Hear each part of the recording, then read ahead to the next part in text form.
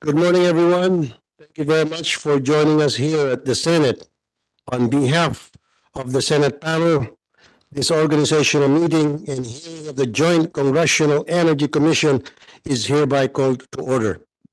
Good afternoon. On behalf of the House panel, this organizational meeting and hearing of the Joint Congressional Energy Commission is called to order. Before we start with our joint meeting, let us put ourselves in the presence of the Lord. In the name of the Father, and of the Son, and of the Holy Spirit. Amen. Almighty God, we praise you for you are our Father and Savior. We thank you for bringing us together to this meeting. Lord, be with us now as we meet to strengthen us, to keep us, to protect us, and to direct us. Grant everyone in this meeting your blessing as we work with pride and patriotism to the aims and the purposes of this committee for the country. Impart your supreme wisdom upon our meeting so that our discussion may reach a successful conclusion. Guide us on the path to unity and harmony. May the outcome that we make not be for our own good, but for the welfare of our country. Thank you, Lord. In the name of Jesus Christ and in the guidance of the Holy Spirit, we pray. Amen. The JCEC is a congressional commission constituted under Section 62 of the Republic Act number 9136, or the IPIRA, composed of 14 members, with the chairman of the Committee on Energy of the Senate and the House of Representatives, and 6 additional members from each chamber, designated by the Senate President and the Speaker of the House of Representatives, respectively. For the record, let me state the name of the 6 members of the JCEC. From the Senate, Senator Sherwin Gatchalian, Senator Ronald Bato de la Rosa, Senator Manuel Lito Lapid, Senator Francis Cheese Escudero, Senator Edgardo Angara Jr., and Senator Risa Ontiveros. For the House panel, the 6 additional members are Representative Rodante D. Marcoleta, Representative Arnulf B. Fentebella, Representative David J.J.C. Suarez, Representative Albert S. Garcia, Representative Mark O. Coanco, and Representative Joseph Stephen S. Paduano. Thank you, Co-Chair Congressman Velasco, and with 3 present members, Congressman Marcoleta and Congressman Coanco. Thank you. First on the agenda is JCEC's organizational meeting and the adoption of rules of procedure. Do we have a motion? Mr. Chairman, I move that we adopt the rules and procedures. But before it is seconded, I just want to ask, is there a method to amend such rules at any time, Mr. Chairman? If any member would want to add or some rules or provisions, can it be done at any time, Mr. Chairman? Precisely, Mr. Congressman Coanco, this is the forum where we have to make amendments if necessary. Okay, that being the case, I move that we adopt the rules as stated here. But before that, Honorable Coanco, I would like to first, on top of your motion, I move also that the rules that the previous rules of the JCEC be adopted, but with changes reflecting the following. First, the expanded jurisdiction of the JCEC for Republic Act number 9513, otherwise known as the Renewable Energy Act of 2008. Republic Act number 11039, otherwise known as the Electric Cooperatives Emergency and Resiliency Fund Act. Republic Act number 11234, otherwise known as the Energy Virtual One-Stop Shop. Republic Act number 11285, otherwise known as the Energy Efficiency and Conservation Act. Republic Act number 11361, otherwise known as the Anti-Obstruction of Power Lines Act. Republic Act number 11371, otherwise known as the Murang Kuryente Act. Republic Act number 11592, otherwise known as the LPG Industry Regulation Act. Republic Act number 11646, otherwise known as the Microgrid Systems Act. And Republic Act number 11697, otherwise known as the Electric Vehicle Industry Act. And second, the revised rules on quorum. which was approved by the JCPC in the 17th Congress through JCPC Resolution number 2017-01 to read as follows.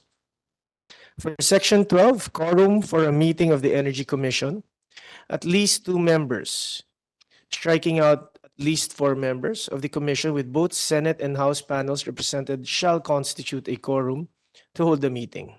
And an amendment to Section 18, quorum for hearings, at least striking out 4, at least 2 of the members of the Commission with both Senate and House panels represented shall constitute a quorum to conduct a hearing. Any objection? With that motion, Mr. Chairman, I withdraw my motion and I second your motion. Okay. No objection. There being no objection, the motion is carried. Let us now move on to the hearing proper.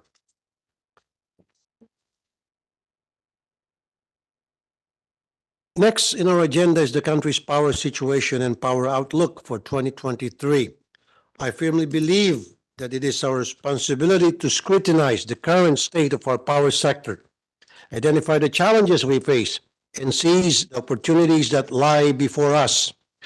Through comprehensive analysis and informed discussions, we can pave the way for a sustainable, affordable, and reliable power supply that empowers our industries, supports our communities, and enhances the quality of life for Filipinos. Our examination of the power sector must go beyond surface level discussions. We need to delve into the factors that influence power generation, distribution, and consumption. By understanding the intricate dynamics at play, we can identify areas that require improvement and explore innovative solutions. It is our duty to ensure that our power system can meet the increasing demands of our growing population and dynamic economy. Alamin po natin kung may sapat ba tayong kuryente sa mga darating na buwan at kung anong maaaring nating gawin para siguraduhin hindi tayo makararanas ng sunod-sunod na rotational brownouts or even blackouts. We want to have an adequate supply of electricity, and that is why we are welcoming other sources like liquefied natural gas or LNG and waste to energy or WTE. We will also be looking into the status of integration of renewable sources of energy. Kasabay na rin po nito, baka pwedeng tingnan na rin natin ang presyo ng ating kuryente. Tingnan natin ang implementasyon ng Lifeline Rate Program. Unang-una, alam po ba ito ng karamihan? Napapakinabangan po ba nila ito? In our pursuit of an efficient and seamless power system, hindi po natin pwedeng kalimutan ang National Grid Corporation of the Philippines o NGCP. As we all know, the NGCP shoulders the immense responsibility of managing our national power transmission lines, facilitating the smooth transfer of electricity across vast distances and connecting power generators to distribution utilities. Sila ang may hawak ng backbone ng kuryente ng buong bansa. In a way, sa kanila nakasalalay ang kuryente natin for the most part.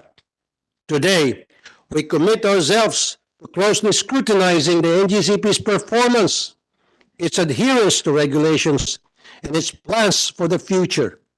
To this scrutiny, we aim to enhance accountability within the NGCP and the power sector as a whole. We will leave no stone unturned in our pursuit of robust, secure, and well-maintained transmission infrastructure that can support our nation's energy needs. We will make sure that the ERC will impose the proper penalty in case there are lapses in the NGCP's performance. Our examination will not stop at identifying issues. We need to find solutions, long-term solutions. In this connection, we must keep ourselves open to reforms and drastic changes in the current energy landscape. Sa laki ng kinakaharap po nating problema, malaking mga pagbabago rin ang kailangan nating gawin. Matulungan po tayo. Maraming salamat. Thank you, Mr. Chair, and good afternoon to everyone. I welcome everyone to this first meeting of the Joint Congressional Energy Commission, or the JCEC. I thank our counterpart in the Senate, especially Senator Raffy Tulfo, for holding this meeting. Before we begin, I would like to officially introduce and acknowledge the presence of my esteemed colleagues from the House panel. We have Representatives Rodante D. Marcoleta, Representative Mark O. Coanco, and Representative Albert S. Garcia. Good afternoon also to the members of the Senate panel. Looking at our agenda, today's meeting will not only serve as our organizational meeting in adoption of our rules of procedure, but also we will be given updates on the power situation and power outlook in the country. We likewise hope to be updated on concerns in the transmission sector, including the operation and management of the national power transmission lines by the National Grid Corporation of the Philippines.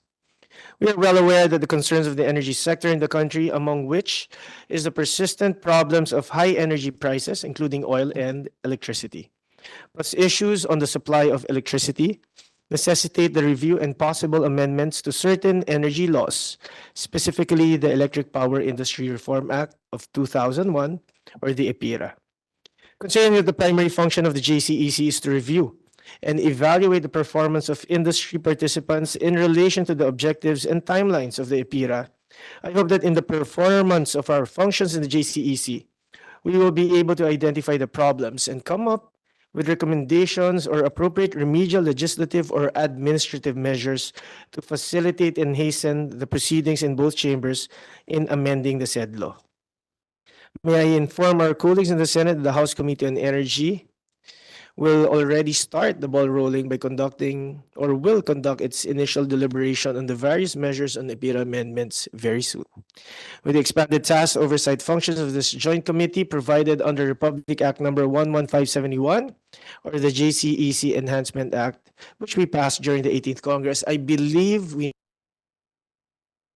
to enable us to perform effectively and deliver what is expected from this joint committee. I look forward to our collaborative partnership to work towards the common purpose of enhancing the energy sector for the good of our country. Maraming salamat po, Mr. Chair. Thank you, Co-Chair Congressman Velasco. I'd like to acknowledge the presence of Congressman Albert Garcia. Good afternoon, sir. And now, may we hear if any opening statement from the Honorable Congressman present here? Congressman Marcoleta, do you have any opening statement? Congressman Coanco? Mr. Chairman, how many minutes do I have? Oh, as long as you want. Okay. Okay, because we had a very long discussion last night at the budget hearing for energy in the Committee of Appropriations in the House, which lasted past 12 o'clock midnight last night. And it was very difficult to communicate my message because we were only given 3 minutes at a time, and the thought was always interrupted. The good co-chair, Senator Tulfo, mentioned about LNG and renewable energy. Mr. Chairman, mas mahal pa po ang LNG kaysa ang coal. Kagabi po, tinanong ko po sa ating DOE Secretary dahil meron pong malaking stockholder ng isang generating company na nagsabi sa akin, hindi po ako eksperto kaya tinatanong ko sa DOE. Ang sabi niya, sa $8.50 per million BTU ng LNG, dito pa lang po ito pumapantay sa presyo ng coal-fired power natin ngayon. Doon pa lang nag-uumpisa maging competitive ang LNG.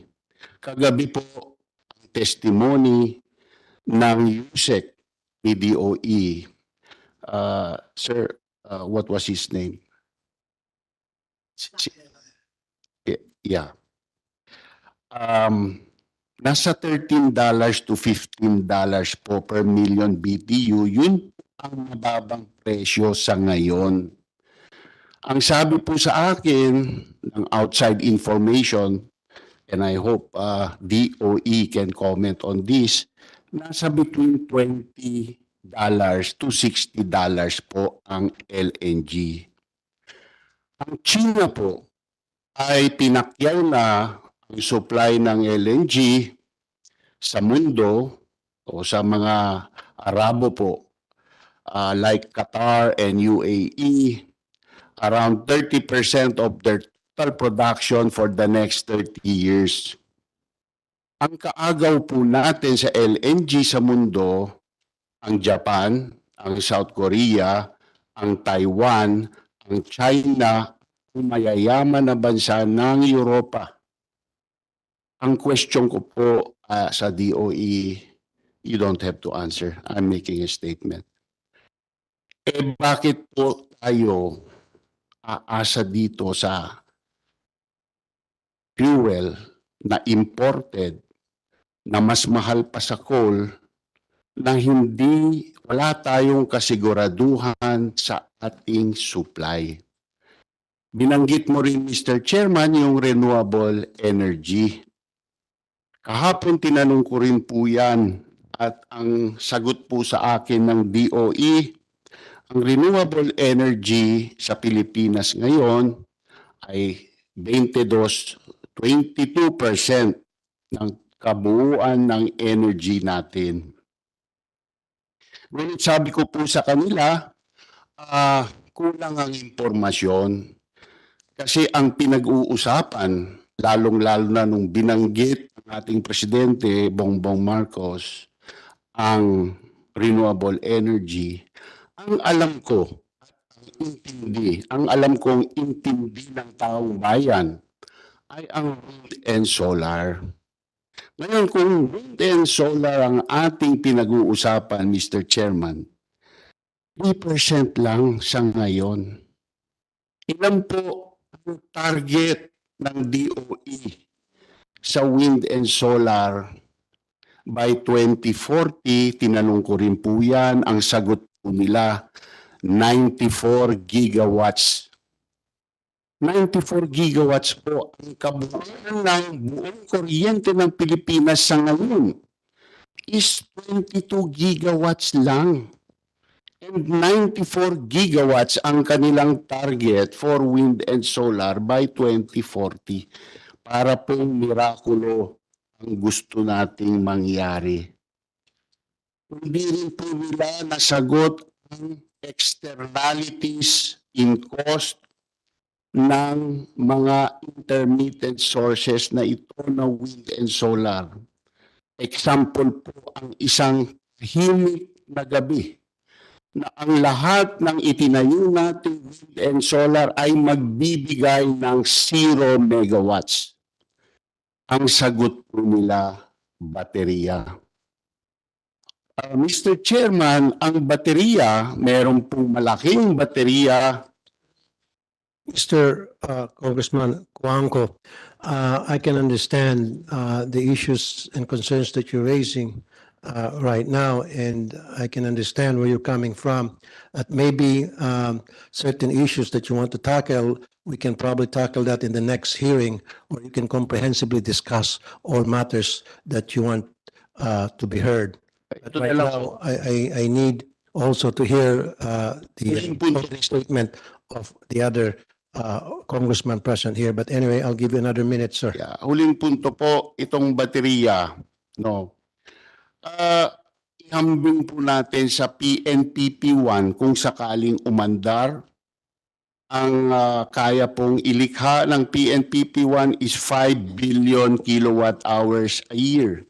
Yung Hornsdale Mega Battery ng South Australia na binenta ng Tesla, 129,000 kilowatt hours po yun, $90 million. Kayo na po ang gumawa ng mathematics, tignan nyo, makikita nyo na multiples mas mahal ang baterya kaysa paanda rin itong PNPP1 at itong baterya po ay hindi lumilikha ng kuryente.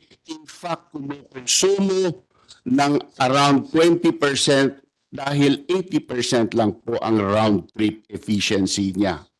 Kaya, Mr. Chairman, sana po itong committee, itong commission, clarify the sources, the choices for our people to decide intelligently. Thank you, Mr. Chairman. Thank you, Congressman Cuangco, and I'd like to acknowledge the presence of Congressman Arnie Fuentabella. And now let's move on.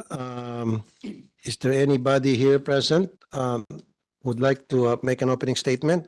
Maybe Congressman Albert Garcia? Do you have any opening statement, sir?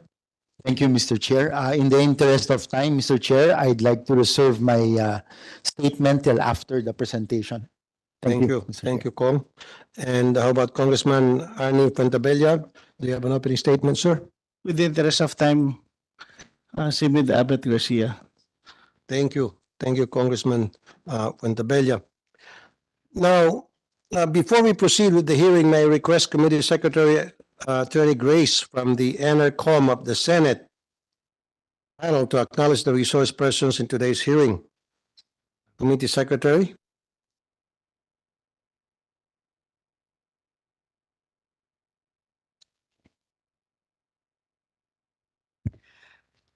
Good afternoon, honorable chairpersons and members of the Joint Congressional Energy Commission. Joining us for today's public hearing and organizational meeting are as follows. From the Department of Energy, we have Secretary Rafael P.M. Lutilla, ASEC Mario Marasigan, and ASEC Ronald Puntilia. Also, Mr. Angelo Africa. From the Energy Regulatory Commission, we have Attorney Mona Lisa de Malanta, the chairperson, Engineer Alvin Jones Ortega, Engineer Ligayo Galang, Attorney Alexandra Josine Gamboa, Attorney Rachel Tan, and Mr. Vladimir Mancinido. From the National Electrification Administration, we have Mr. Antonio Mariano Almeda, the administrator, with Ms. Laila Bonifacio, Ms. Ana Clarice Reyes, Mr. John Carlos Santos, and Ms. Claudette Ubaldo Dema.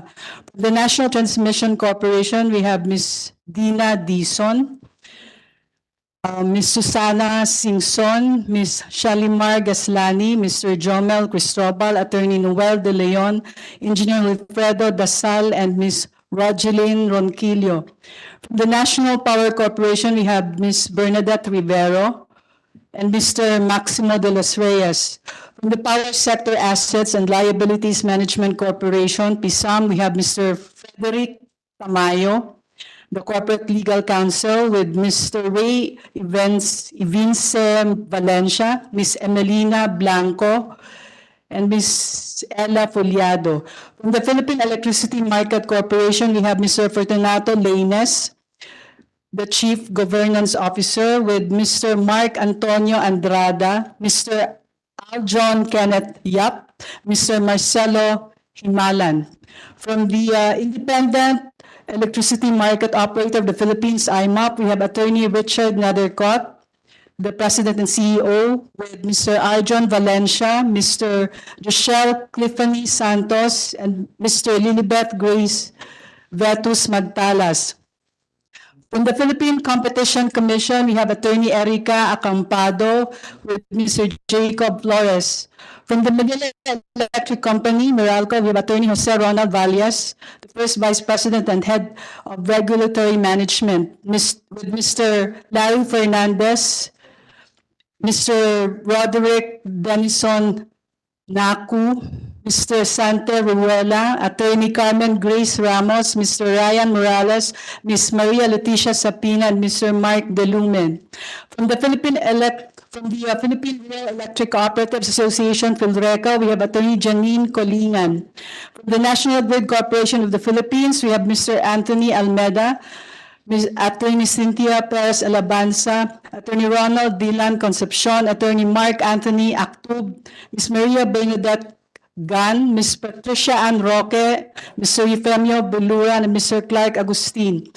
From the Philippine Independent Producers Association, Power Producers Association, PIPA, we have Attorney Anne Storcom and Tulibano. From the Developers of Renewable Energy for Advancement, DREAM, we have Attorney Jose Layub. From the Retail Electricity Suppliers Association, we have Mr.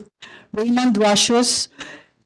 And from the Management Association of the Philippines, we have Mr. Ruth Yu Owen. Everyone has been acknowledged, Mr. Chair. Thank you, Committee Secretary Grace. We will now give the invited resource persons the opportunity to discuss their presentations on the power situation and power outlook. To maintain the seamless and orderly conduct of today's meeting, each presenter will be allotted 5 minutes for their presentation.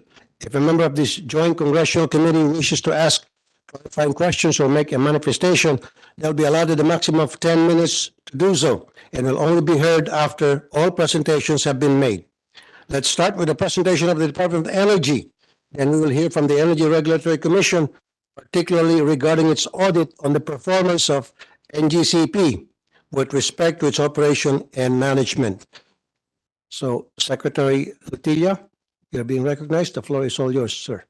Thank you, Mr. Chairman, the co-chair and honorable members of the Joint Congressional Energy Commission. In the interest of time, I will request Assistant Secretary Mario Marasigan to concentrate on what the commission has requested, which is on the power outlook. Thank you, Secretary Lutilla. And now, Asek Marasigan, you're being recognized. Yes, and this power outlook is really concentrated on the main grid. The off-grid is something that we can discuss separately. Thank you. Mr. Chair, Go ahead, Congressman. may I know Marcoleta. from the presenters if I'm not sure, I don't know the extent of your presentation, but if it is necessary, we would like to request that the presentation be premised on the declared policies of EPIRA, because this is something that we should achieve. I am more particularly concerned about, for example, the objectives such as transparent and reasonable prices of electricity in a regime of free and fair competition and public full accountability. Quality, reliability, security, and affordability of the supply of electric power, and to protect the public interest as it is affected by the rates and services of electric utilities. Ito po kasi ang pinaka-importante. We would like to see the power situation and outlook geared towards achieving these declared policies. 21 or 22 years ago, we have enacted this EPIRA. Ang sabi po natin, reasonable rates, competitive rates of electricity, secure and reliable, ibig sabihin, walang brownout. Kasi kapag may brownout, hindi secure, hindi reliable, hindi quality. Pag mataas naman, Mr. Chair, hindi affordable. And so, until and unless we achieve the twin objectives of supplying reliable, quality electricity at affordable and reasonable rates, kahit ano pong power situation and outlook that you will present to us will be meaningless. Sana po yung presentation is geared towards achieving those objectives. Thank you, Mr. Chair. And I'm sure they will tackle that, the issues that you raised, Congressman Marcoleta. And now let's go ahead with Asek Marasigan, who was designated by Secretary Lutilla on his behalf to make the presentation. Go ahead, Asek Marasigan, you're recognized. Thank you very much, honorable chairs and members of the JCEC. Can we please proceed to slide number 3? So for the current power situation, slide number 3, please. We would like to indicate that our forecasted peak is not yet met, and the highest peak that we have encountered for the year happened on July 6, 2023. We at a level of 10,550 megawatts. Our projected peak would happen sometime the same period, but it should be up to 13,125. So we had a buffer of about 575 megawatts for Luzon. For Visayas, our projected peak demand is at 2,691. We have reached the highest so far for the year at a level of 2,458 megawatts on May 17, 2023, leaving us some buffer of 233 megawatts. And for Mindanao, of course, we have ample and sufficient supply in Mindanao, but we also see some deficiencies in terms of the full capacity of its facilities. However, the peak demands that we have projected is not yet met, and we have a difference of about 80 megawatts. As far as today, our available capacity is almost at 14,000 megawatts, and our peak demand, our projected peak demand for the day is at 11,993. So we have ample available reserve capacity of almost 2,000 megawatts. For the Visayas, we have about 316 megawatts of reserve, with the projected available capacity of 2,554 and peak demand at 2,238. While in Mindanao, we have more than enough capacity at 3,368 megawatts, with a peak demand projection of about 2,200 megawatts, leaving us more than 1,000 megawatts of ample reserves. Now, please allow me to proceed directly to slide number 6. You have to distinguish between installed and dependable capacity. This is already our projected available capacity, so it's beyond the dependable capacity.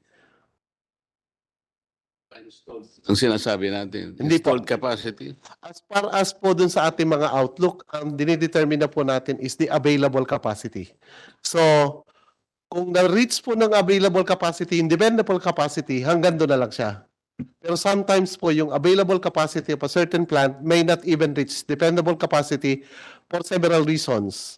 One reason is maybe they have the ratings, and sometimes yung actual dispatch po ng ating market. Aside from that, meron po tayong mga nakikitang constraints sa mga linya natin. So kung yung pong linya natin may constriction, definitely hindi rin po magkakaroon ng actual dispatch. Now, this graph shows po yung ano yung projection natin for the rest of the year. In consideration na rin po that we will be hosting the FIBA World Cup starting August 25, as well as the barangay and Sangguniang Kabataan election come October 30 in 2023. As you may see here, bali, ito na po ang pinoproject nito is the capacity beyond what is our demand. So, ang sinasabi lang po nitong ating projection, yung available capacity po natin, including the operation, the current resumption of operation of Ilihan, will provide ample supply and reserve to the Luzon grid. So, wala po tayong nakikita, especially if the dispatch of Ilihan power, as well as the online, the timely commissioning of the committed projects, naka-reflect na po dyan, wala po tayong any alerts for the rest of the year. Let me now proceed to but sinasabi po natin dito yung operation ng ating, marami pong conditions yun. Like for example, yung pong operation natin ng Ilihan, yung pong LNG facility natin is not yet at full operation. Nasa test and commissioning pa po yung supply. Hindi po yung actual na planta. Then nandyan pa rin po yung ating limitation sometimes. Yung pong ibang planta natin na recently committed, nasa testing and commissioning facilities pa rin. So, pero kasama na po rito yung projections natin na magkakaroon tayo ng outage. Ang ginagawa po natin dyan, yung 4-year running average po natin. Ano yung nangyari for the last 4 years? Ano yung mga outages? So, in-incorporate na po rin natin yan as projections.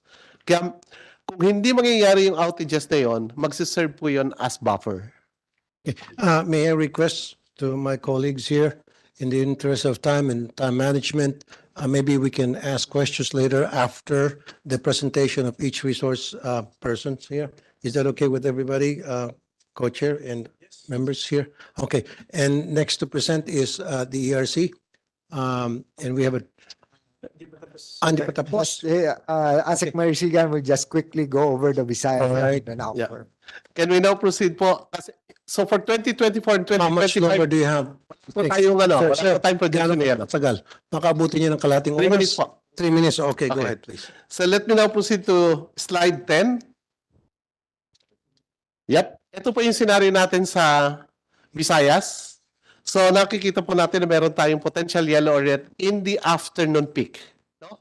But this will be easily resolved po by the transfer of electricity coming from Luzon and Mindanao using the existing natin yung Luzon-Visayas interconnection at saka yung pong ongoing na testing and commissioning po natin ng Mindanao-Visayas Interconnection Project. So ano man po yung deficiency natin, dahil meron na tayong transfer, ma-address po yun for the Visayas. Actually, yung next slide please. Ito po yung slide na nagpapakita na meron na pong transfer yung HVDC natin. So ano po yung gap doon sa unang graph na fill up po ng ating interconnection. Now we have also the evening peak. Next slide please. At yung evening peak po natin, again, kung Visayas alone will operate, mangyayari po may mga yellow alerts tayo. But the next slide will provide also, next slide please, na yung pong transfer of electricity from Luzon and Mindanao will amply provide kung ano po yung requirement ng Visayas grid natin. So ma-address po yung mga yellow and yellow alerts natin for Visayas. Now, please proceed to slide number 19, which is the Mindanao situation. So yung Mindanao situation po natin, alam po natin may excess capacity tayo sa Mindanao. So wala po tayong nakikita na any alerts in Mindanao. Ang pinaka-worst na po niyan, slide 22 please. Ito po yung asa natin yung demand at saka yung pong projections natin with transfer, wala pa rin po tayong nakikitang any alerts. So again, last slide po namin, yun pong isa sa mga major factors ng ating outlook ay yung pong availability ng lines. So dito po ipinakikita lang po natin yung ano yung mga major line projects na currently po is nag-start na ng operation or targeted po for the complete operation by the end of the year. Ang isa lang po namin nakikita rito na sana mapabilisan pa ay yung interconnection of our island grid system. With that po, maraming salamat po, honorable chairs and members of the JCEC. Thank you. Thank you, ASEC Mario Marasigan. And now let's move on. Go to Attorney Mona Lisa de Malanta. It's now your turn to make a presentation. Attorney de Malanta, ma'am. Good afternoon po. Magandang hapon po sa lahat ng miyembro ng JCEC. We prepared a couple of slides just to address the issues that were requested for us to be covered. But if there are questions on other issues, we can address them later on. Can you provide the slides, please? So we took off from the last Senate Committee on Energy hearing of July 12 to address the issues that were raised then. Lagay po ng slides. But the first update that we provide is with respect to the power supply situation in Occidental Mindoro. On the particular power supply agreement between OMECO and OMCPC Samarica, we would like to update this committee that the applicants, both OMECO and OMCPC, filed a joint motion to withdraw their power supply agreement, which was granted by the Commission on August 8, 2023. Now that that PSA has been withdrawn, OMECO and OMCPC Samarica can enter into an emergency power supply agreement so that the only one of the supposedly 3 component power plants that were supposed to supply under that PSA can be contracted under emergency basis.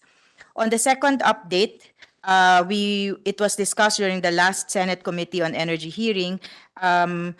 There was a discussion on the franchise tax of NGCP. Also last August 8, 2023, the ERC passed a resolution suspending NGCP's passing on of its franchise tax to consumers. On the next item, there was a discussion again during that Senate Committee on Energy hearing about the Davao-Samal submarine cable project. We would like to report that as of this date, there is still no application to the Commission on this particular project. So given the information that was gathered during the discussions in the committee hearing, we have initiated an investigation as to this project, and we will issue the necessary orders or directives to Nordeco with respect to this project, given that they have not filed any application to this date. Next slide, please. As an update on the various processes involving NGCP, we would like to report that we have completed the audits on several aspects of the operations of the NGCP, and we have, I believe, provided copies of the audit reports to the Committee on Energy, and we will provide also to the JCEC for its perusal. We would also like to report that we expect to complete the transmission rate reset review for NGCP for the years 2016 to 2020 in the next few days, and this will cover the fourth regulatory period for the transmission operator. And we will also proceed to resolve the rulemaking petition that was filed by NGCP asking the Energy Regulatory Commission to cover only the years 2016 to 2020 under the fourth regulatory period, and then cover the rest of another 5-year period for the fifth regulatory period. We are also completing, in relation to that, the review for the fifth regulatory period, because as you all know, and there has been no reset over the last more than 10 years. So we are trying to catch up on the timeline for NGCP, because these rate resets should be forecasted instead of now we're doing an actual review of their costs. We have also issued a show cause order to NGCP for the 37 delayed projects, and NGCP has complied. They have submitted their explanation, very detailed. We are happy with their explanation in terms of substance of information, and we are continuing to evaluate the justifications that they have submitted. What's important here, Your Honors, is that there were details it was a very detailed explanation, and we can work together with DOE to identify areas where we can assist on right-of-way issues and other issues that the delayed projects have suffered, so that it's not just penalties that we can talk about, it's really solutions to realizing all these projects. In the next slide, touching upon the generation sector, we recognize the point made by Congressman Marcoleta earlier, but we have not provided here, sir, the full updates on generation rate, but we can submit to this committee our analysis of the generation rates over the last 12 months. Also incorporating in that analysis the trend in the global coal prices, so that we can see how dependent we are to a certain extent on the movement and how affected our prices get by the movement of global coal prices. But there are also areas where we see a divergence between the movement of global coal prices and the generation rates. And these are the interesting points in that analysis we will provide to the committee. As part of our efforts to increase transparency in generation rates, we have provided on our website our generation rates database, the full set of rates of all electric utilities and distribution companies and electric cooperatives in the Philippines are found in the website of the ERC. There's a map, you can click on the pin, and it will show you the rates of all the utilities in that particular region. We're also completing the fuel cost audit that's being passed on to the fuel cost that has been passed on to consumers by distribution utilities and electric cooperatives. There were only 16 utilities in the first round of requests that complied with our order for information. With another round of show cause orders issued to the 100 that initially did not comply, 65 already complied. So we are undertaking the review of all those submissions. Also, in the last Senate committee hearing, there was a discussion on the issue of SPELAPCO and the order that the commission had issued for them to refund the rates that were charged to the consumers of that distribution utility in spite of the absence of an authority from the Energy Regulatory Commission. We have denied their motion for reconsideration and have imposed the fines, penalties, and the order for refund. As of today, SPELAPCO has appealed our denial order to the Court of Appeals. So this matter is now pending with the Court of Appeals. Next slide, please, is just our repeated plea to the JCEC. We have a pending request to the JCEC on this matter involving the public offer requirement or the public listing requirement that's in Section 43T of EPIRA. This provision of law requires a generation company to make a public offer or a public listing of at least 15% of its common shares in our stock market. Unfortunately, not unfortunately, but as a matter of fact, when EPIRA was passed, the RE Act was not yet enacted. RE Act was enacted in 2008. So EPIRA could not have contemplated the emergence of small RE companies, 1 megawatt solar plant, for example.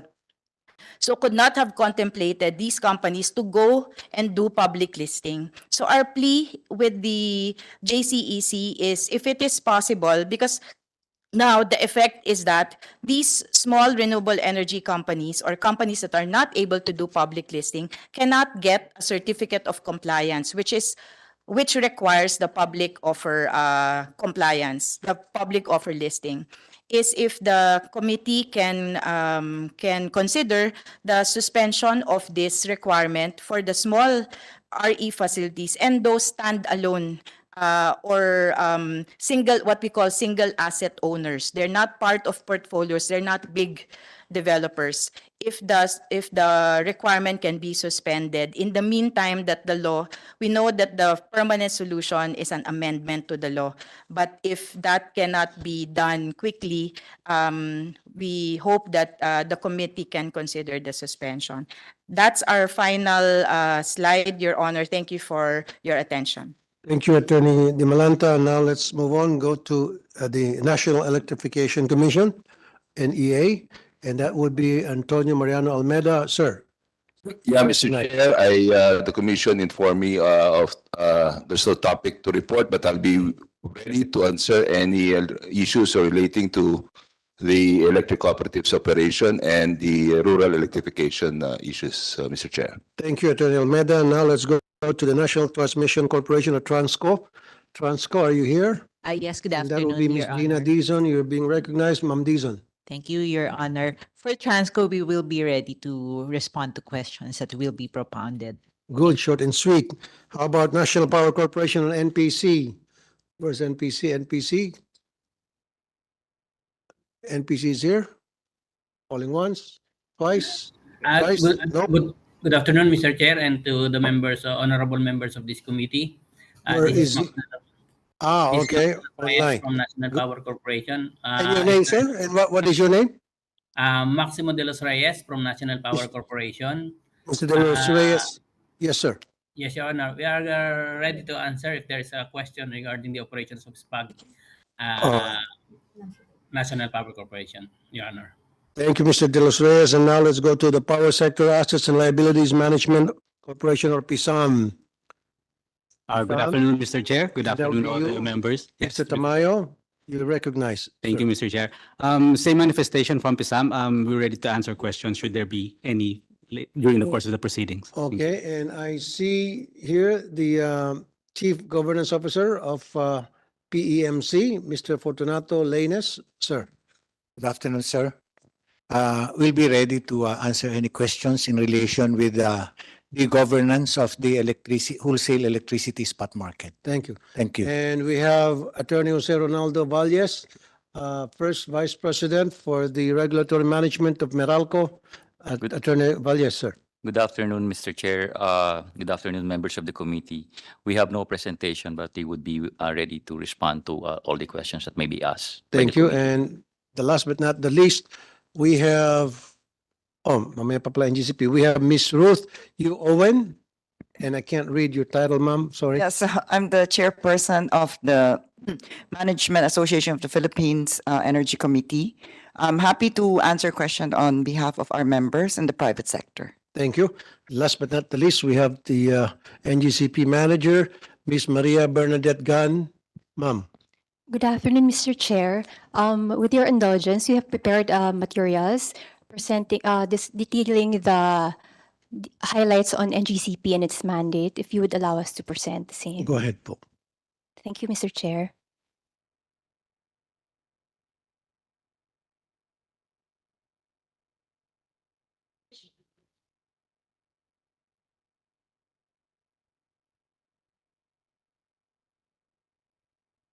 Chairman, with your Yes, indulgence, Secretary Latillo.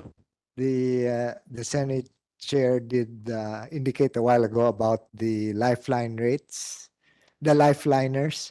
So we would just like to inform you that we are in close coordination with ERC and DSWD in order how best to implement, to determine how best to implement the lifeline rate modifications, because we have already postponed the deadline by 1 month, but we are still getting a low registration rate for lifeliners. So Because they were not properly informed. So, that they have been informed, Mr. Chairman, but it kasi is, ako po, hindi ko alam yan. Kasi kung alam ko yan, tutulong po ako sa inyo, gagamitin ko po yung programa ko sa radyo. May programa rin po yung mga kasamahan ko rito tulad ni yes. Congressman Marcoleta para ma-disseminate properly yung information na napakahalaga po yun sa mga mahirap nating kababayan. Hindi alam na malaki pa lang 50% ata ang madi-discount sa kanila kung sino po Or ay even almost 100%. almost 100% from the poorest of the poor. Yes. Sa ngayon kasi, binabase po yan sa consumption. Ano? So dapat yan, pag poorest of the poor ka, and DSWD will, the one that would do the assessment, libre ka. Anyway, NGCP, unless kung hindi ka pa ready, then we will start the questions, siguro? Question and answer? Mr. Chair, I think they're just trying to present the material po. Naghang yung presentation. So maybe sa question and answer ka na lang sasagot. O para mapabilis tayo rito. Ako, mag-umpisa na ako ng tanong and then of course, my co-chair later on. I would like to direct my questions to ERC. Sabi niyo po, by 2028, yung forecast niyo po, potential households na makakabitan po ng kuryente ay aabot sa 31. Naya pala, sorry. So Naya pala. Naya, 31,143,804. Okay? And meron po kayong year 2022, 23, 4, 5, 6. Okay, magaganda po yung mga numbers dito. Ano po? Ang tanong ko po, are we right on track? Mr. Chair, actually, that was prepared during our initial budget preparation. But we modified that, Mr. Chair, in the sense that we transform it on a per household basis because the information you have right now is per sitio basis. After the statement of the President during his last SONA that he wants total electrification by 2028, we tried to adapt to a more detailed methodology on acquiring the number of households that should be covered by total electrification by 2028. And Mr. Chair, I would be, if you're in indulgence, I would submit to you a modified report on that because we adopted a methodology by adopting the latest Philippine Statistics Authority census last 2020, and we included the incremental growth until the year 2028. So we arrived at a 5-year program of which there would be a target of 17,863 households by 2028. And at present, we are only at the 89% level. By 2024, we target to a 91% level. Our target would be 17,050,000 household. By 2025, we should reach by 93.75% electrification. By 2026, we should reach by 96.25% electrification. By 2027, 98.5% electrification. And hopefully, by 2028 we reach 100% electrification. Now, the 5-year program have a total funding requirement of 69.79 billion, broken down into 7.7 billion for the distribution line expansion, 0.62 billion for the barangay line extension program, and 39.39 billion for the upgrade solutions on total electrification. Out of the 69.79 billion, we are projecting for the 5-year program, 12.77 billion is given for year 2024. But so far, are we right on track? Are we achieving our goal? Given the limited funding support, I think we are prepared to implement the project, Mr. Chair. Okay, I think NGCP is ready. Thank you, Mr. Chair. So who is NGCP? NGCP is a transmission provider mandated to deliver reliable and quality power to its customers. As shown in the diagram, NGCP manages the transmission highway that bridges the generation companies or the power plants that generate and supply power, and the transmission customers, such as DUs, who then distribute the power to the end user customers as households and industries. Next slide, please. How is NGCP's performance measured? To ensure that NGCP's operational and technical performance adhere to a set of standards, the ERC has determined a set of performance indicators to measure the reliability of the grid, outage frequency, stability of the grid, and customer satisfaction. So under each of the segregated categories, we ensure the reliability of the grid by adhering the performance indicators as follows: system availability, system interruption severity index, CON-A or congestion availability, and ASI or the ancillary services availability index. We also have outage frequency or frequency of tripping, then stability of the grid on the frequency limit compliance and voltage limit compliance, and the customer satisfaction. We note, Mr. Chair, that similar to the performance indicators during Transco time, so these are the indicators set by the ERC, certain additions such as the CSI, CON-A, and the ASI. Also, these have equivalent performance indicators as far as distribution utilities are also concerned. Next slide, please. So what does NGCP do to support its mandate? So in order to achieve the standards set for NGCP, being the transmission provider at the forefront of NGCP's fulfillment of its mandate are our planning and engineering team, which build and construct the transmission lines, the system operations, which manage the dispatch of power from generators to end users while ensuring stability of the power of the grid, operations and maintenance, which ensure the upkeep and maintenance of transmission facilities, and metering, provide metering services to SM and our customers. Next slide, please. We note that over the years from 2009 to 2022, there has been a considerable improvement in the grid performance, as illustrated in the slide. We note that there were less frequent outages, less frequent transmission interruptions, increased transmission system availability, more stable transmission voltage, and more stable transmission frequency. Ultimately, there was an 81% reduction in transmission outages. Next slide, please. NGCP is not a construction company. A significant portion of operations involves building transmission lines to support our main mandate, which is to provide stable, secure, and reliable transmission services. Challenges it may encounter in the construction of the transmission projects may still be recovered by other ways of managing the transmission system. For So long as NGCP is able to maintain reliability and stability of the grid and minimize transmission-related disturbances, it is still doing its job. Next slide, please. NGCP must operate and maintain transmission assets.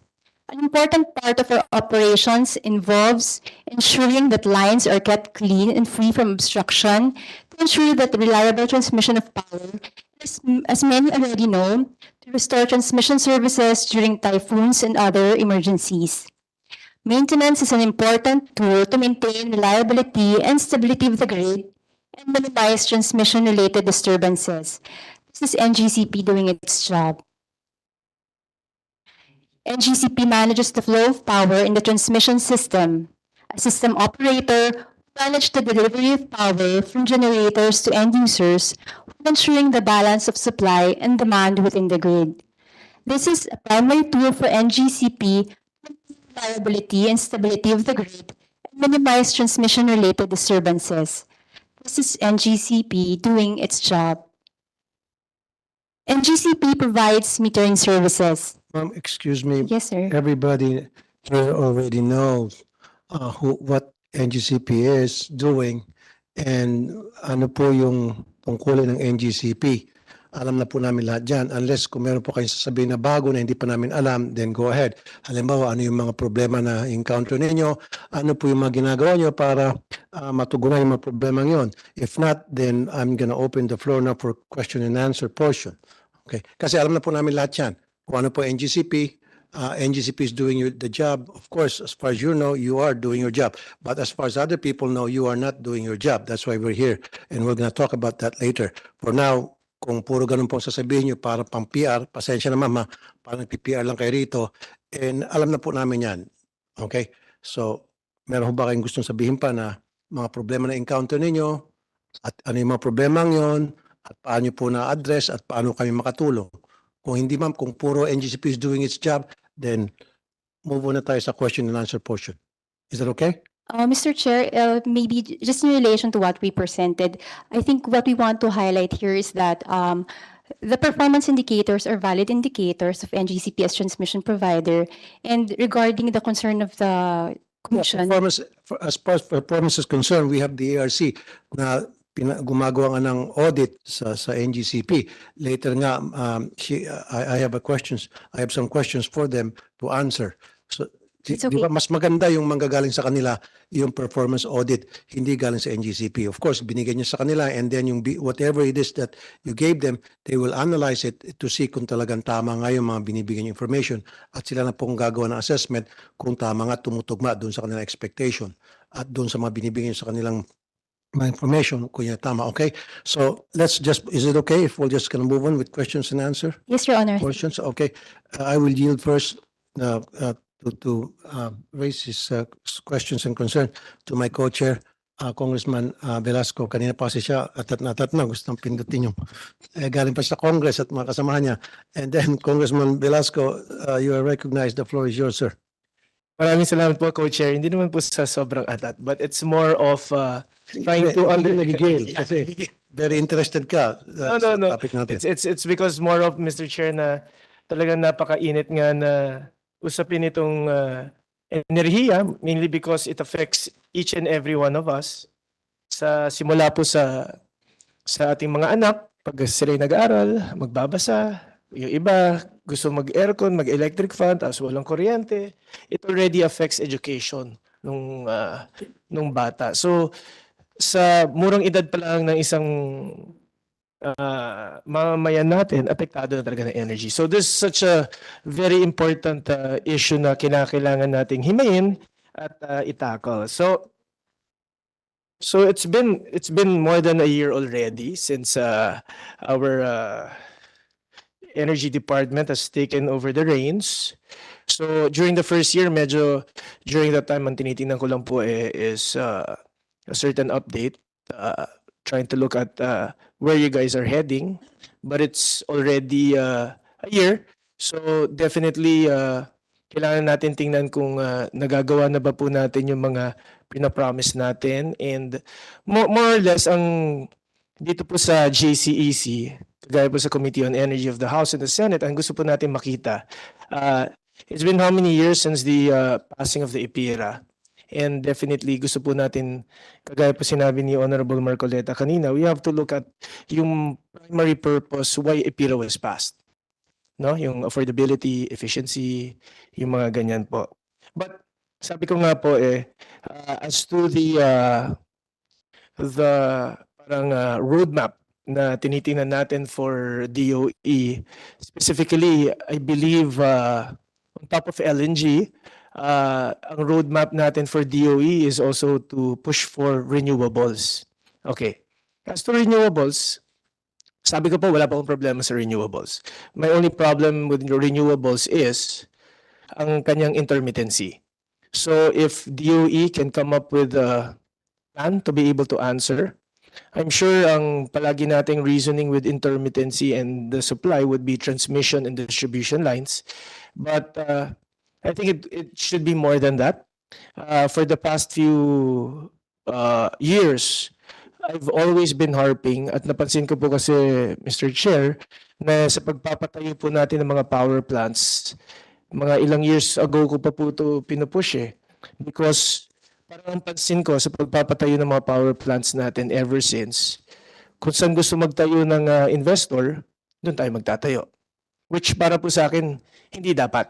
Because pag ganun ang ginagawa natin, for example, in Bataan, sobrang daming power plants. Parang powerhouse natin ng Bataan. Ang problema, hindi makakalusot. Bakit? Kasi yung highway niya, barado na. Parang EDSA po natin yan, ang hirap dumaan. So, pasa tayo ngayon sa transmission natin sa NGCP. So, they have to work hard to be able to deliver that road, yung tinatawag nating power lines. Ang problema, they're also burdened. Yan. Burdened po sila for some reasons na I guess we should palagi natin naririnig, right of way, mga ganyan. So it's been how many years, Mr. Chair? Right of way tayo ng right of way. So it's been how many years, hindi pa rin natin ma-resolve right of way. So I think ang ating DOE with ERC, I think we have to come up, especially this, with the help also of our joint, our GCEC, should try to come up with a way to be able to help yung transmission provider, yung system operator natin, how to resolve this ROW problems. Nandun po yung problema natin. As to yun sa connections po nun sa Visayas, Mindanao. What was the problem na binigay ng NGCP before? Right of way. May mga humaharang. Yung sa Visayas, right of way. Palagi na lang pong right of way. So I think the crux of the problem, yung punot dulo talaga, is ROW. I think we have to come together. Tayo po lahat, let's try to come up with a solution on how to be able to solve this right-of-way problems. So yan yung isa. Kaya nga sinasabi ko, DOE, humble suggestion, nasabi ko na rin po ito, Mr. Chair, kay Secretary, DOE should play an active role. Active role in what? Determining areas kung saan natin itatayo ang power plant. Determining areas on what type or source of or we need in those areas. So that kitang-kita naman po natin ang buong transmission plan ng buong bansa, we can see which areas ang hindi pa masyado clogged, we could get from this, or kunyari ang concentration ng electricity dito, dito may lalagay. Parang ganun. I'm sure DOE is doing that already, and that is what I want to hear from DOE in the coming years, na ma-resolve na po natin ito. Ngayon, ang isa kong gusto sanang itanong, at medyo kinakabahan ako, ito po, Mr. Chair, as to renewables. Kaya medyo kinakabahan. So now we're pushing for renewables. Ano bang target natin? 2030, ilang percent of the mix ang ating magiging renewables? 25? 35%. Okay. In 2040, ilang percent tayo? 50%. As to, umpisa tayo sa 35%. As to the 35%, ilang percent po dyan ang solar? Do we have a certain mix now or it's any renewable source po tayo dyan? We don't have the exact numbers, but we can submit to you Okay. later on the projections. Okay, but looking at how everything's going, although the DOE is pushing for wind power also, but definitely yung solar hindi mawawala eh. So on top of our solar farms that are being put up, may mga solar panels rin also in the houses. My question is, may plano ba ang ating DOE together with the DNR?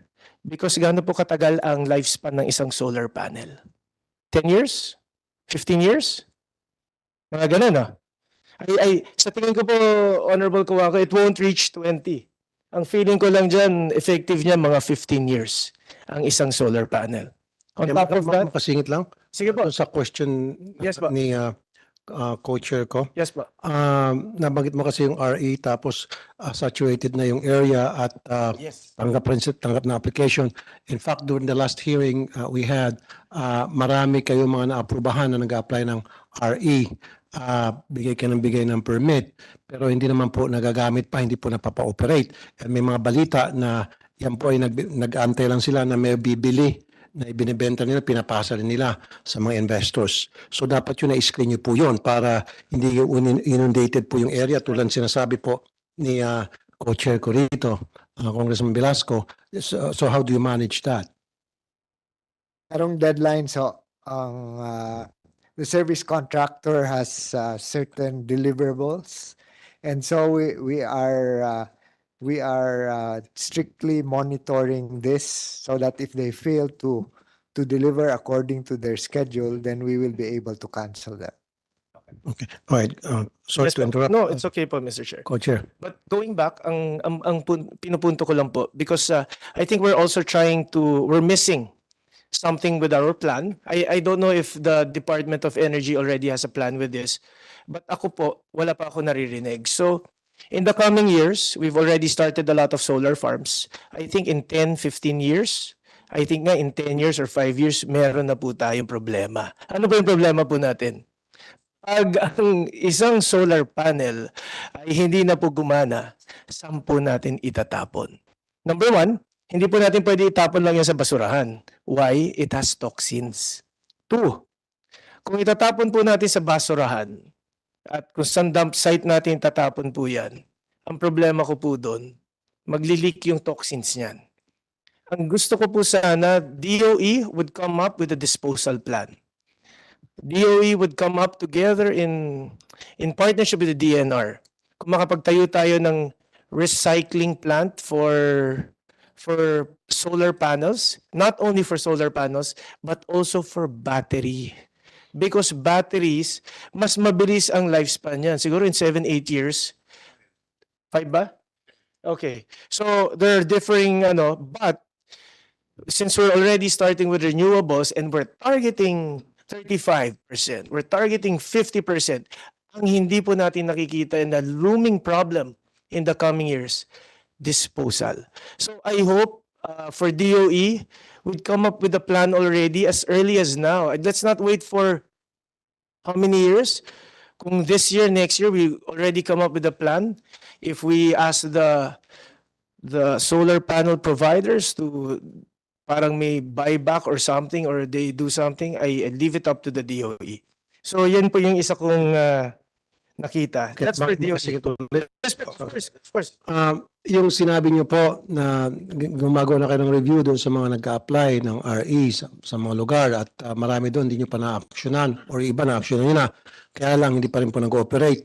Meron na ho ba kayo doon sa ginawa niyo pag-evaluate, pag-assess kung sino dapat ang kansilahin na because hindi pa nung nag-ooperate, nasasayang lang po, nakatenga lang at walang nangyari? We will provide the commission with updates on our monitoring. Pero right now, wala ho ba kayo na mabibigyan ng figure sa amin? Ilan na po ba? Mr. Chairman, the ones that that are live, there are still contracts that are, most of them, for example, on the offshore wind, still have to become operational. Gaano kadalas po ang ginagawa niyo pagre-review doon po sa mga yearly? Mr. Chairman, yeah. So every year, so kung gumagawa po kayo ng yearly review, pretty much meron kayong idea kung ilan yung mga nakakancel ninyo, ilan na po yung mga nag-ooperate. Yes, we have that, and we can provide the commission with the data And you have that, can you provide us the data? Yes, The next- we Mr. Chair. next we year. will, Mr. Chairman. I'd like to second everything that the chair of the House contingent has said. And I'd like to add one more. If we put a power line, if NGCP builds a transmission line to a solar installation, ano po ang capacity factor ng solar? Di ba 15% lang po? So if it's 15%, paano mababawi yung kapital? Compared to other power sources, it has to either increase the price 6.7 times. There's no other solution. So sino pong magbabayad ng additional transmission cost? Di ba taong bayan? Yung solar proponent. Ultimately, charge the consumers, Mr. Chair. Exactly po. So yun po ang pagkulang ng DOE sa impormasyon na binibigay sa ating Pangulo.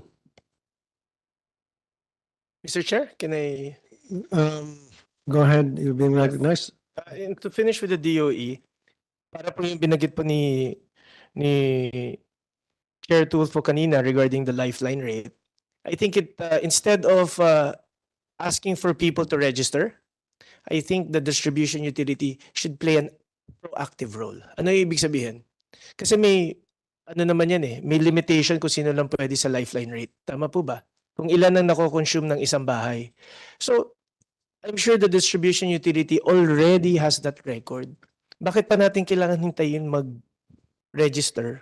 Because I heard registration As far as I know, if you're below that lifeline rate, automatic dapat yung it used to be. So yun po yung sinasabi ko, Mr. Chair, dapat balik tayo na I don't know kung ano naging problems ng DOE or ERC with regards to the lifeline rate. Pero ang tingin ko, kesa we wait for everyone to register, sa hirap ng buhay po natin, na ating mga kababayan, wala na po sa isip nila mag-register. I think it's parang a benefit that we have to give our kababayans na automatic, if you fall within the lifeline rate, bigay mo yung lifeline rate. Mr. Parang Chair. ganun yung- Para sa akin, Co-Chair, I don't think that's it. For me, that would be fair. Kasi nga po, magbibigay ako sa example.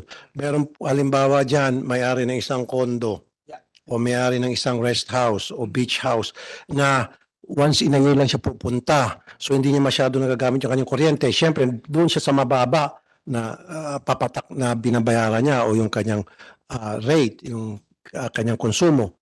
So, kung bababasihan natin doon sa present system, qualified siya. So bakit natin siya ililibre samantalang mayaman siya o milyonaryo, bilyonaryo pa, rest house niya yun.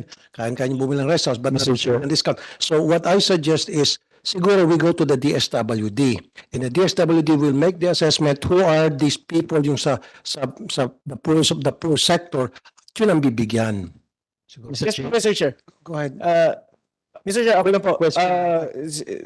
In addition to Mr. Chair's comment, ako nga po, nakikita nga po natin yon certain areas, but I believe that the distribution utility already knows which ones are already within the poverty line. And tama po si Mr. Chair, in cooperation with the DSWD, with the distribution utility, magtulong-tulong po para naman po. Kasi po yung napansin ko, Mr. Chair, for the past years, parang yung hinihintay po natin yung magre-register yung mga kababayan natin na sa poverty, ano po natin. Parang hindi po talaga magre-register. Mainly because siguro nahihiya. Alam nyo, Co-Chair, Yes. meron naman tayo tinatawag na 4Ps. Yes. So lahat ng member ng 4Ps, Sigurado na. automatic member na agad. Yeah. Kasi yun na, in-evaluate na yun ng, Yes po. ng DSWD.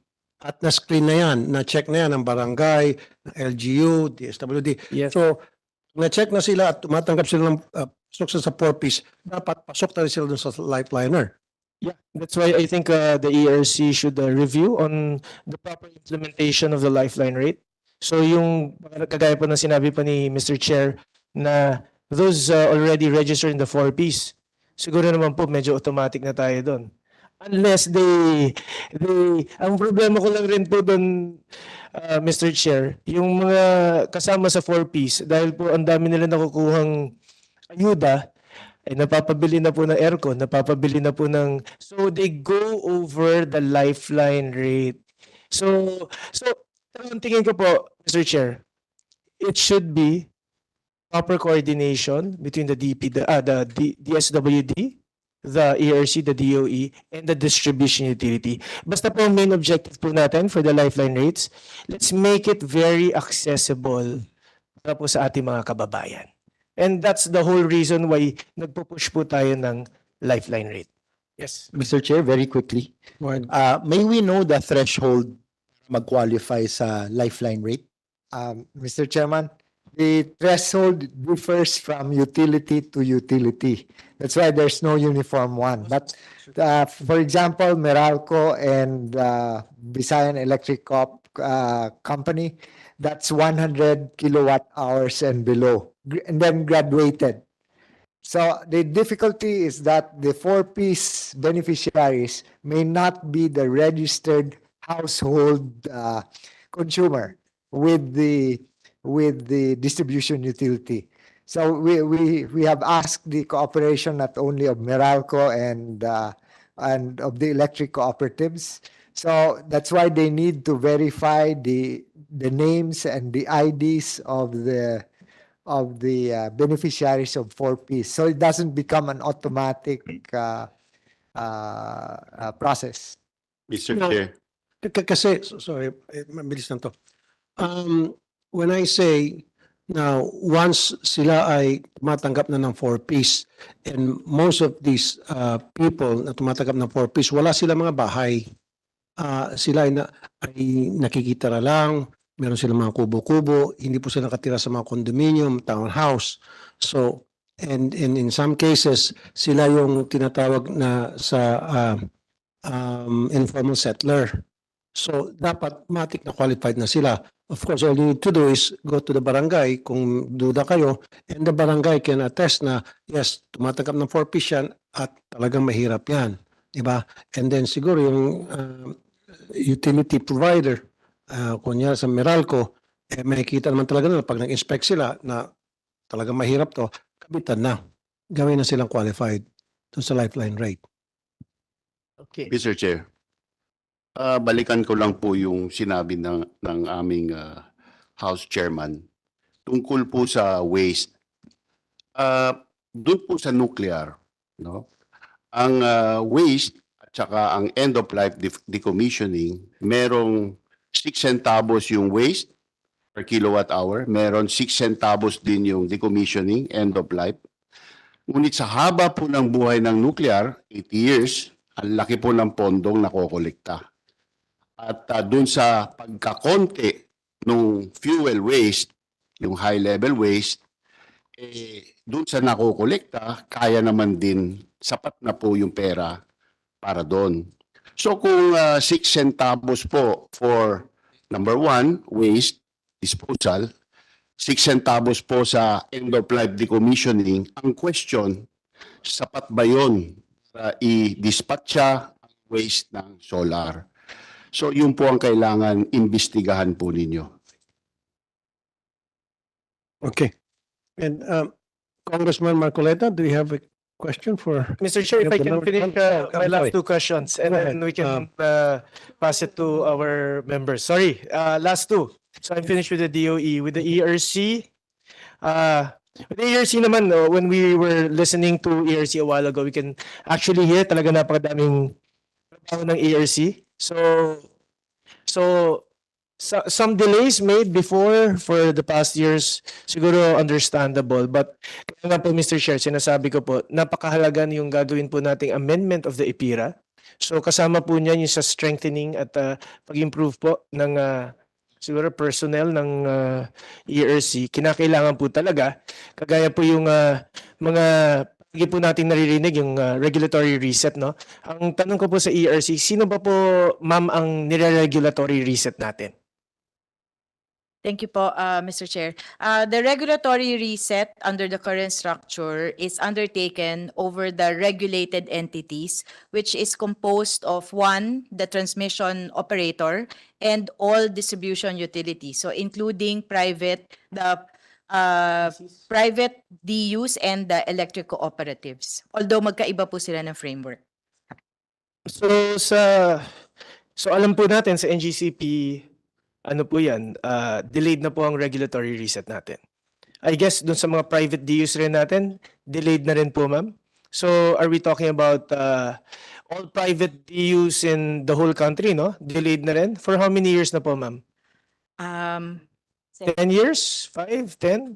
Mga more than 5 po, mga 7 years po yata 7, yung 10. delay. Opo, naka-groupings po kasi sila, so iba-iba sila Yeah. ng periods. So very important po kasi ang regulatory reset po natin, mainly because pag ginawa na po ng ERC yung kanilang periodic regulatory reset, nakikita po natin kung medyo na-overcharge or hindi. And then, pag na-overcharge, binabalik po yan sa ating mga consumers. So, very important po to sa ating mga kababayan, mainly because kinakailangan na masunod natin yung mga periods ng regulatory reset. Specifically, not only for NGCP, but also for our private DUs and our electric cooperatives. Thank you po. But I agree, kinakailangan po tulungan natin ng ERC, napakabigat ng trabaho, and hopefully, definitely kami rito sa JCEC, I'm sure DOE also, sama-sama po tayo para magtutulong-tulong. Okay, last po ako. Sa NGCP po, sa NGCP naman, ang gusto ko lang itanong sa NGCP, or gusto ko lang sabihin sa NGCP, definitely alam po natin na from the hearings, not only today, but for the past years, palagi po ang sinasabi natin, there's a lot of delays, mainly because of right-of-way or for some other issues. Ang sa akin lang kasi, parang for NGCP, parang mag-throw kayo ng kamay, sabihin nyo, kailangan namin ng tulong. Yun po ang gusto ko po sabihin sa NGCP. Huwag po kayong magtago sa inyong four walls, sa inyong building. Come out, extend the hand, DOE, ERC, dito sa JCEC. Sabihin niyo po sa amin, kailangan niyo po ng tulong. Bakit po? Kasi ang buong bansa po natin naapektuhan. Transmission lines, that's the backbone po natin. Diyan po dumadaan ang kuryente ng mga power plants. Pag may problema po tayo dyan, apektado buong bansa. Apektado ang ekonomiya. And what I am asking for NGCP also is for them to be transparent. Okay? Transparency po tayo. Always remember, yung franchise na binigay po sa atin, it's not a right that was granted by the national government, by the people of the Philippines. So, may tanging right po talaga dyan, mga kababayan po natin. So, anything that you do na stops the mga pangangailangan ng national government to be able to review, to check, medyo parang sampal po sa aming mga Pilipino yan. So, andito po kami, ang JCEC. I'm knocking on the doors of NGCP. Hindi po tayo magkalaban. Ano po? We have to be working hand in hand. Ganito po yung napansin ko po nung kahapon o nung isang araw na nagkaroon kami ng hearing for the Panay Negros blackout last April. Alam niyo po, Mr. Chair, punot dulo, naging ending. Alam niyo po ano naging problema, Mr. Chair? Wala pong coordination yung DU, walang coordination yung power plant, at walang coordination ng NGCP.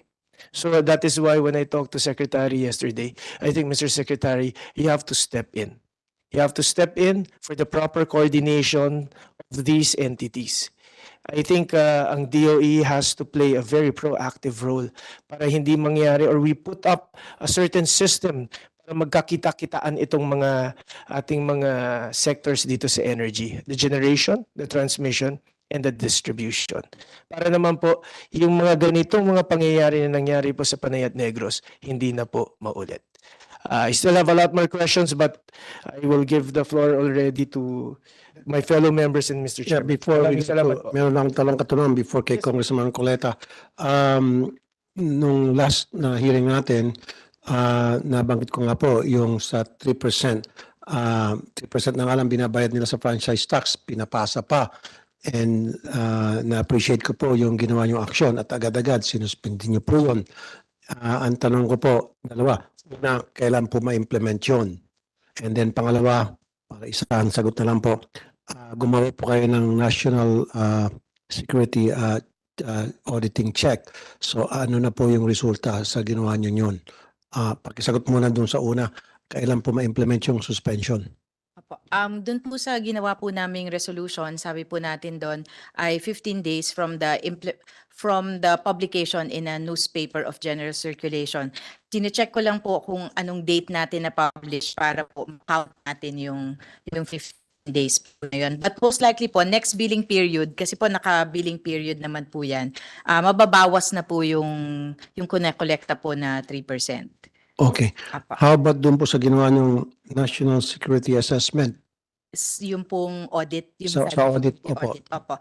Those were discussed also with NGCP. Merong mga recommendations pong nilabas dun sa report na yon, some of which have been implemented with NGCP. Now we're waiting for their updates dun sa iba pa pong measures na nirecommend nung as a result of the audit.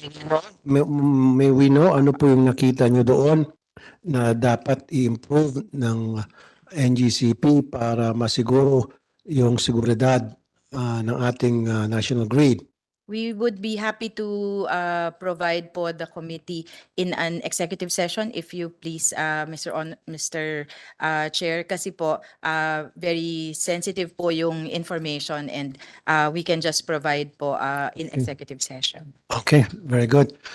Now, let's go to a member of this committee, si Congressman Marcoleta. Congressman Marcoleta, the floor is yours. Salamat sir. po, Mr. Chair. I will start from what my lord, Kong Velasco, pointed out to the DOE, which is correct. You should play a very active and supportive role. Kasi as I have observed during your confirmation hearing, we started by saying that kasi parang ang sinabi mo, you're putting a demarcation line between economic policies and, sabi ko, no, I think you should cross the line. Sapagkat I believe under your own charter, is it Republic Act 7836 or whatever it is, under Section 5, maski yung catch-all provision niya dyan, because parang ikaw naman talaga yung major department that oversees the entire energy sector of our country. You will recall, Secretary Popo, that I had a problem in the present rate setting methodology now being utilized by the ERC. I noted that prior to the enactment of EPIRA, we are governed by the regime of RORP. I do not know the explanation why sometime later ERC, without consulting with Congress, transition from RORB to PBR. Sa aking palagay, Mr. Chair, dun nagkaroon ng napakalaking problema. I'm always on the side of affordability. Sa palagay ko kasi, Sec po, yung RORB parang is more solid in basis eh.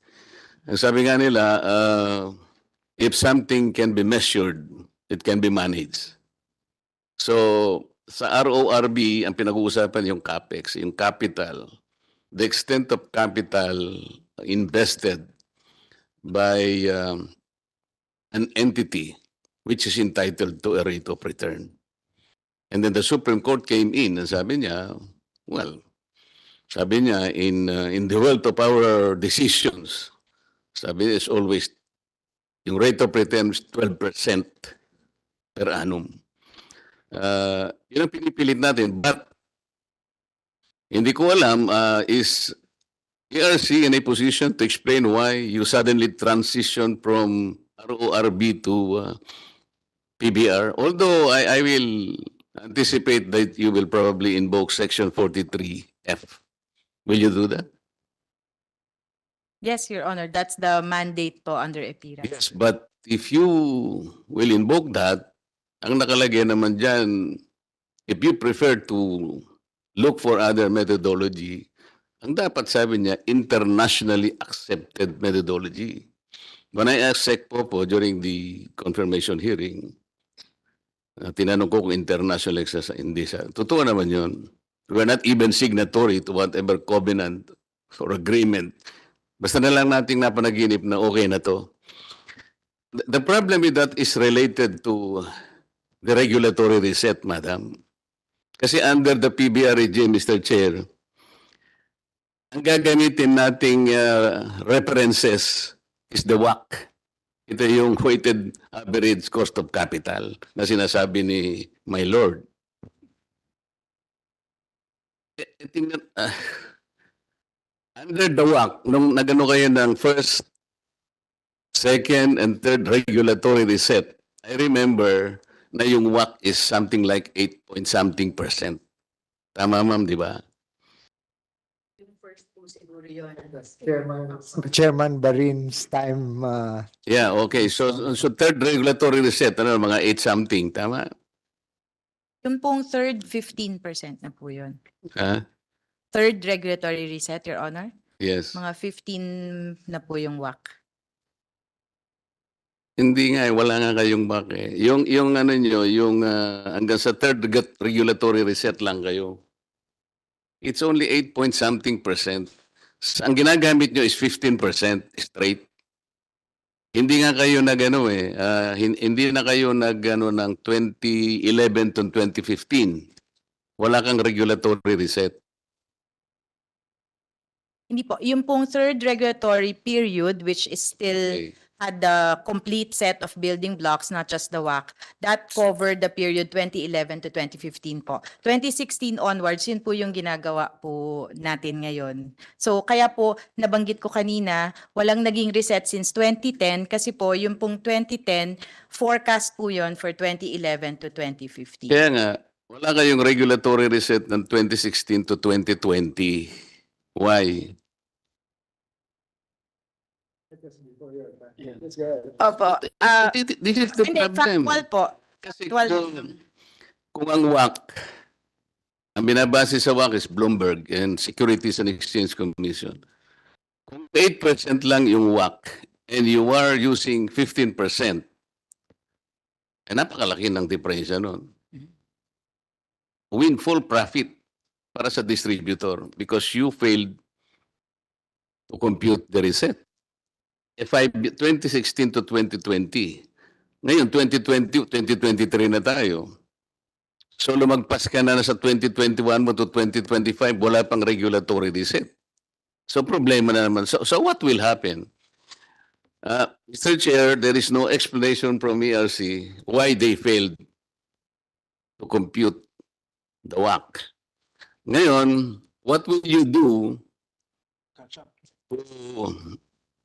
You have to catch up, but the most important question there is, what will you do to what has been collected by the distribution utility? Will you refund them?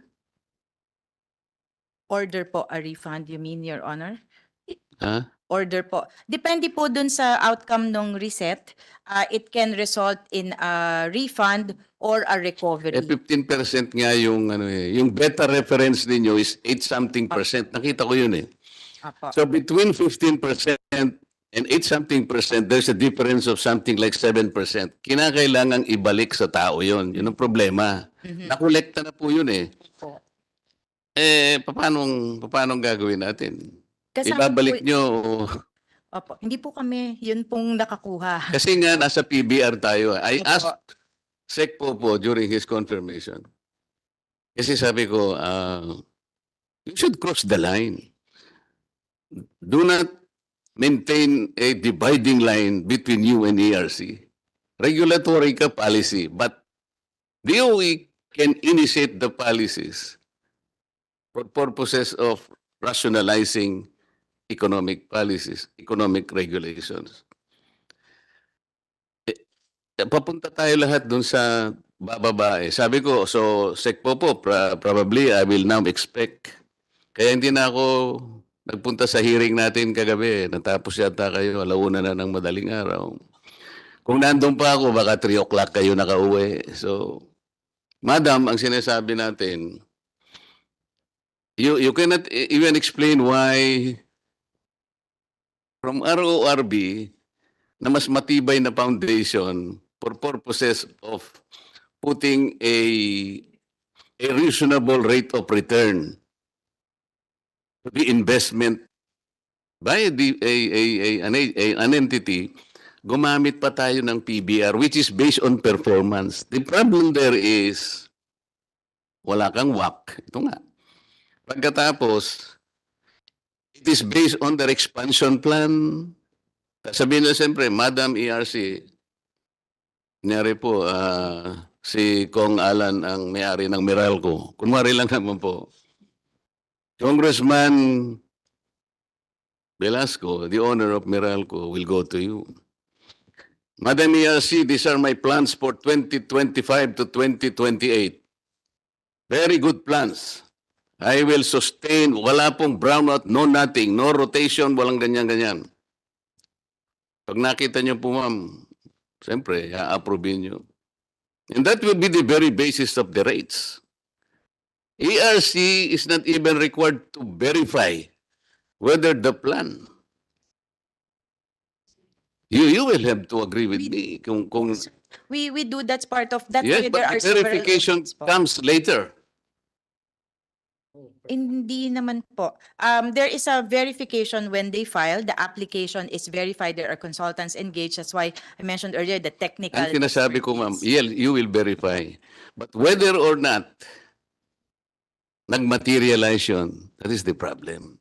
Yun po. Dapat po kasi tinututukan po talaga. Di ba? Wala pong tumututok dun eh. Walang tumututok dun. Mhm.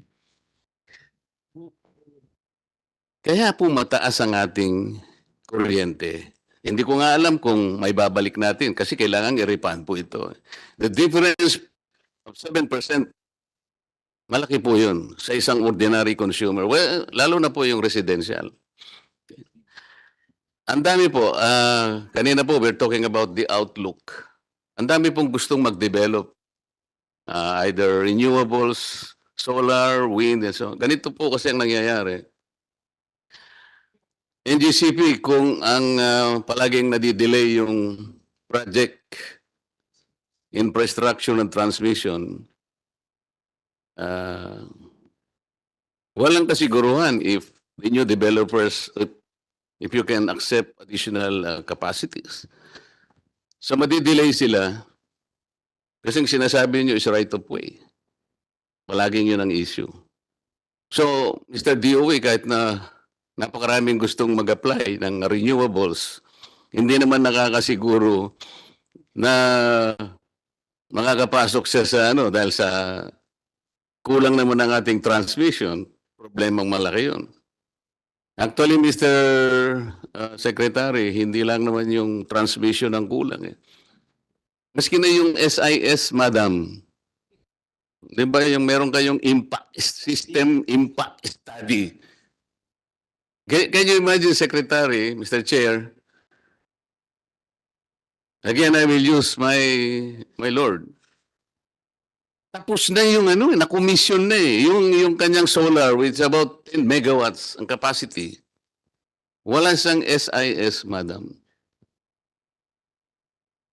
You know, the bank will not even finance him. Because the SIS is the parang assurance, parang right to grid. You can connect to the grid. Oh, wala kang connection, wala kang kasiguruhan. Do you think, magsasara na lang siguro? Sayang eh. We're talking about outlooks. We're talking about the prospects. Maganda. Yun na nga. Pati nga yung 3% tax mo eh. Do you want to review your franchise, Madam? Maybe we can rationalize it and probably go to corporate income tax ka na lang. Kasi ang laki ng alit ng 3% compared to, 30%. Tapos yung when you buy lands, yung NGCP, kanino po nakapangalan? Sa NGCP or to Transco?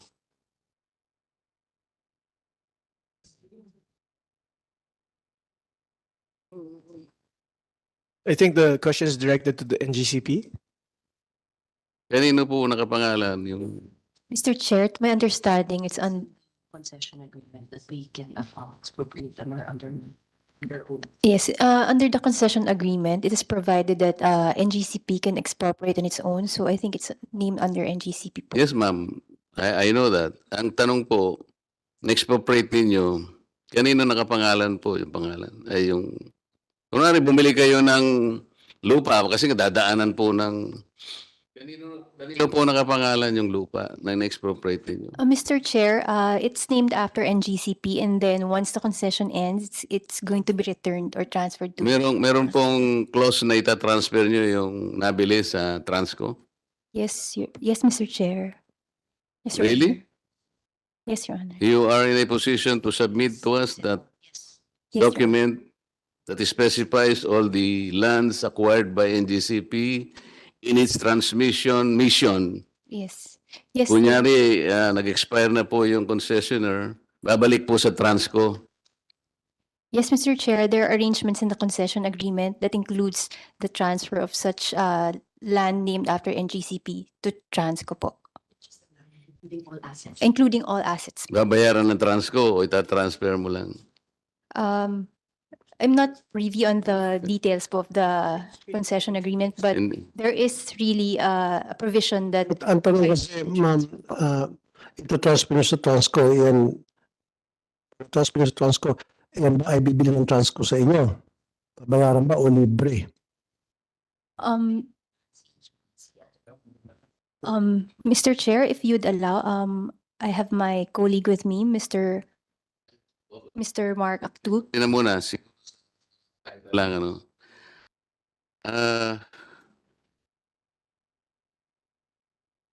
Yun na nga, Secretary.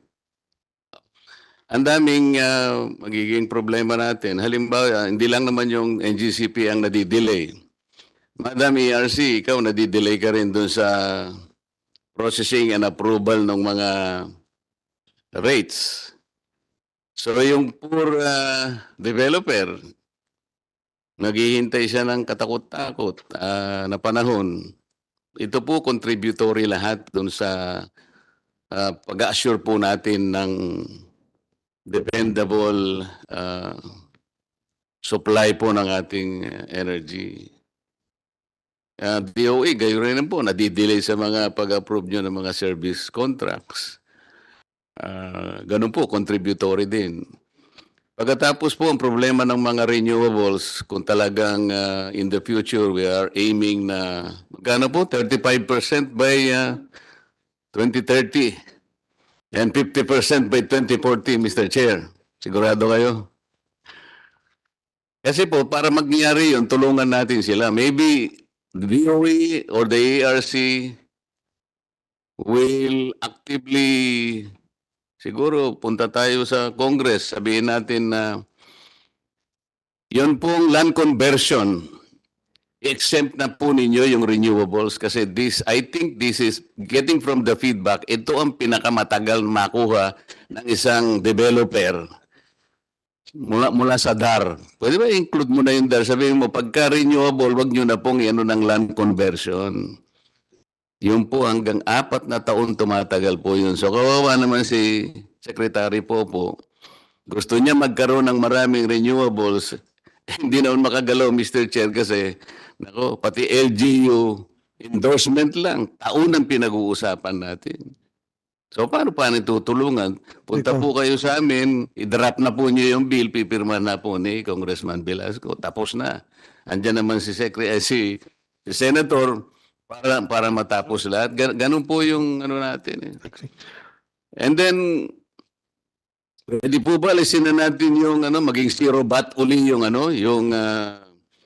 meron po tayong binabayaran na bat sa transmission charge. Meron tayong binabayaran na charge, distribution charge. Meron generation charge. Binayaran na nga ng consumer, pati ba charges lalagyan pa ng bat? Katakot-takot naman na yun. Pati si excise tax sa oil siguro at saka sa coal, tanggalin na rin natin. Ang pwede nating argument, Mr. Chair, sa Department of Finance, ganito na lang. Evidence, I think, showed adequately that economic growth is strongly associated with low electricity. And it helps primarily in spurring manufacturing as well as its productivity. So pagka po yung economic growth mataas, ay palagay ko po, and that is within the objective of EPIRA. Ang sinasabi niya doon, kailangan mababa po ang ating rates para ang ating mga products ay competitive. Magiging ano po,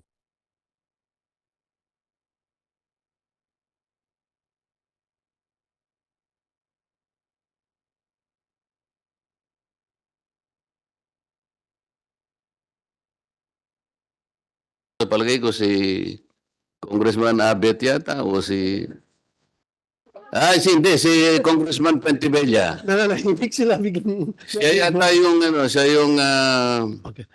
author ng ibatlo na kung saan tinanggal niya yung ibalik natin doon. Bababa na naman ang kuryente. Kontra po kami. Kung Sir Chair. Dante, yes, Chair, the late Speaker Fuentebella. Hindi nga, naalala ko. Yes. Yeah, that's in our. He was against it. But yeah. That was the original objective of EPIRA. Yeah. So tanggalin na natin yung i-amend natin yung IBAT, parang section 24 yata yon. Ibalik natin kasi nandoon naman sa section 6 ng EPIRA talaga na zero VAT rated talaga ito. So, sabi natin, kung mapababa natin, may inganyo natin, Mr. Chair, ang negosyo. Investors. Lalakas ang investor, lalakas ang economy natin. At doon tayo makakabawi. Okay.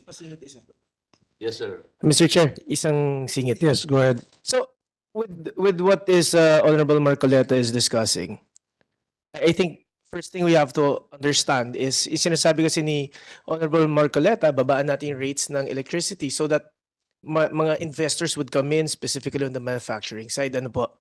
But I think before that, determine muna natin yung mga kapitbahay natin. What are their rates? If we can go lower than them, I think those are the rates that we have to target to be able to be competitive para makapasok yung investors. Yun lang yung nakita ko, boss, na kailangan natin our benchmark for affordable rates. Yes, boss. Ito yung mga kapitbahay natin, boss. Tayo po, residential, sa perang Pilipino, Mr. Chair, 2021, ito yung pinaka-latest na available. Philippines, 9 pesos and 50 centavos per kilowatt. Thailand, 7 pesos. Indonesia, 5 pesos. Malaysia, 4 pesos. Singapore, 8.50. Vietnam, 6 pesos. Laos People Democratic Republic, 4.50. Myanmar, 6 pesos. Brunei, 4.50. Okay. Congressman Marcoleta, if I may add or makasingit na rin, I understand those rates that you are mentioning now. It's low because they're being subsidized by the government of that country that you are mentioning. In our case, kaya ba yun? Magkaroon tayo ng subsidy from the government para mapababa yung rates natin? Is that a possibility? Is that doable? Tawag sa atin, boss, true cost. True cost. Kasi nga naman, tama naman si Congressman Marcoleta, mabababa sa ibang bansa tapos tayo mataas. Yun ay mga bansa na pwede naman nating sabayan na mabigyan natin ng mababang rate yung mga kababayan natin. So, may subsidy sila sa gobyerno. Sa atin, true cost True cost, boss. lang. Bakit hindi natin magaya? Madam Chairs, it's really because it's their upstream which subsidizes their downstream. So the oil of Indonesia subsidizes, and the coal, they subsidize they have a pricing which is different for domestic use from export. So that way they subsidize their downstream, their power uses. Same with Indonesia, with Thailand, the same with Vietnam and Thailand and Laos. Hydro of Laos. May I answer that, Mr. Chair? Go ahead, Congressman Marcoleta. When EPIRA was enacted in 2001, wala naman siyang sinabi na yung affordability will be based on whether it is subsidized or not. I don't care whether it is subsidized in Thailand or in Singapore or in Malaysia. Meron din tayong ano eh. Ang problema, Mr. Chair, there seems to be a conflicting I would say, or multiple, parang inconsistent, if not conflicting, multiple policy objectives. For example, in renewables. Ang renewable energy, ang object is to pursue it through feed-in tariff. Di ba? So ang nangyayari, taas ang presyo ng kuryente, bababa yung welfare. As opposed to tax, pollution tax, ang mangyayari ron, nag-i-increase ang welfare by correctly balancing generation mix. Meron tayong universal charge. Ito, mabuti na, nandiyan po ba yung napo ko, NPC, National Power? Yes, Mr. Chair, present po National Power Corporation. Mr. NPC, hindi po ba yung NPC is a government corporation? Yes, Mr. Chair. A government corporation is mandated to make money, isn't it? Yes, Mr. Chair, but in a case of NPC SPAG, we are under missionary, our mandate is missionary. Alam ko, sinasanong ko po kung dapat po kumikita kayo, hindi ba? Kung hindi, sasara na lang natin pag hindi kumikitang. Kaya nga po tayo mayroong government GOCC. Para po lahat yan kumita para makatulong po sa estado lahat yan, di po ba? Yes, Mr. Chair. O yan. Pero may connection sa... pwede po ba ganito? Yung po kasing IRR ng Republic Act 9136, tingnan po ninyo yung Section 7. Parang ang distribution utility dapat mag-remit sa PISAM. Tama po ba yun? I cannot answer with regards to the distribution utilities, Mr. Chair. But you can answer if you can read section Rule 7 of the IRR of 9136. Parang nagre-remit sa PISAM. Tama ba? Asan po ba yung PISAM? Can you answer that, please? Sir, if I may answer dun sa question mo na lahat ng GOCC must make money, maybe I have to make a little correction on that. So from my understanding, hindi dapat lahat ng GOCC ay titinayo para kumita ng pera maliban siguro sa PAGCOR, PCSO, kasi tumutulong pagdating sa tax collection. But there are GOCCs na doesn't have to make money at all. They're there to support the policy of the government. Marami mga GOCC dyan, hindi ka lang kumita ng pera tulad ng PTB4. It's not making money, pero nandoon para suportahan ang communication department ng ating gobyerno. And if you don't mind, Congressman Marcoleta, kanina pa kasi itong mga kasama natin dito, they would also like to raise questions, and I'm gonna give you another 5 minutes so that they can answer, they can ask questions. Pwede bang, and we also have a congressman. magdagdag lang ng punto? But he has to finish. I'm sorry, Congressman. Congressman Marcoleta. Thank you, has to Mr. finish. Chair. Kaya ko lang po tinanong yun dahil nga dun sa universal charge. Ang PISAM po kasi meron siyang obligation na ibenta niya po yung remaining assets po ng NPC. Ang nangyari naman po, ang NPC, hindi lang siya nagbebenta pero nag-ooperate po ng mga iba pang assets natin na generation doon sa mga tinatawag na SPAG areas. Ang problema po, katulad ng binanggit kanina ni Madam ERC, doon po sa Mindoro Occidental, hindi naman, kung hindi kumikita ang NPC, palagi na lamang niyang kinukuha yung pambayad doon sa kung sino man yung supplier doon sa universal charge. Napakalaki po ng universal charge. Bakit po ganun na hindi dyan ba nabamanage? Hindi ba dapat ibenta po ninyo yung hindi na nagagamit na mga facility ninyo para sa ganun yung universal charge munti naman kasi po ito pabigat din sa mga consumers So we have to rationalize this, Mr. Chair, dahil ang pinag-uusapan po natin yung affordability of rates Ang sabi po kasi ng Korte Suprema, Mr. Chair, ito po, talagang nakasulat to Jurisprudence na po ito GR numbers 141314, at saka 141369. Ang sabi po, babasahin ko na para magkaintindihan tayo.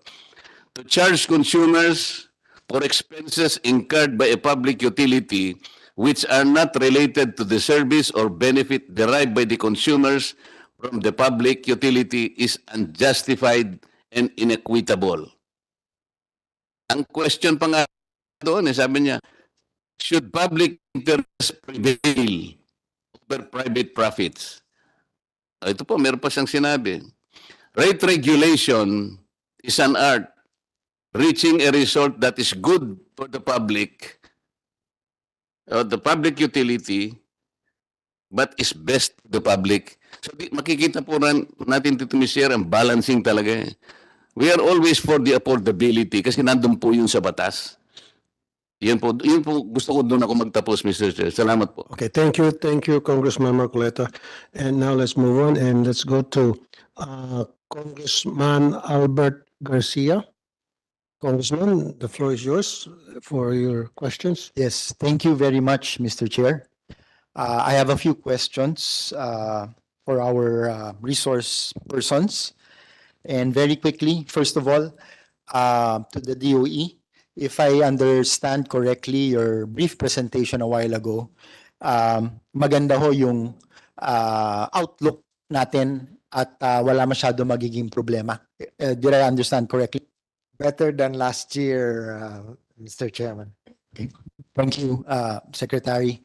And is that for the end of the year or even beyond? 4 and 25, the projections. Okay, so maganda tayo nun. Yes. And Mr. Chair, we've been experiencing the decrease in power rates since from last year na umabot po ng 20 pesos and even beyond per kilowatt hour. Ngayon, nasa 11, 10, 9 pesos na lang po. Are we expecting a slow drop of power rates in the coming months, Mr. Chair? Go ahead, please answer, Attorney De Balanta. Thank you, Mr. Chair. That's our expectation for the next few months. As we know, over the summer months, there is always a trend towards higher rates because of the increased demand. And now what we see over the last few months, also because the global prices for coal has really been softening, the prices in WESM are also declining. So that's what we see. Although what we see in the generation rates being passed on, it's not decreasing at the pace commensurate to the pace at which coal prices are decreasing. So that's part of our, I mentioned earlier, the analysis we are conducting in the commission. Okay, so dapat mas mababa pa yung ibababa. So we would expect the trend to continue in the coming months. Okay, makasingit lang po ako.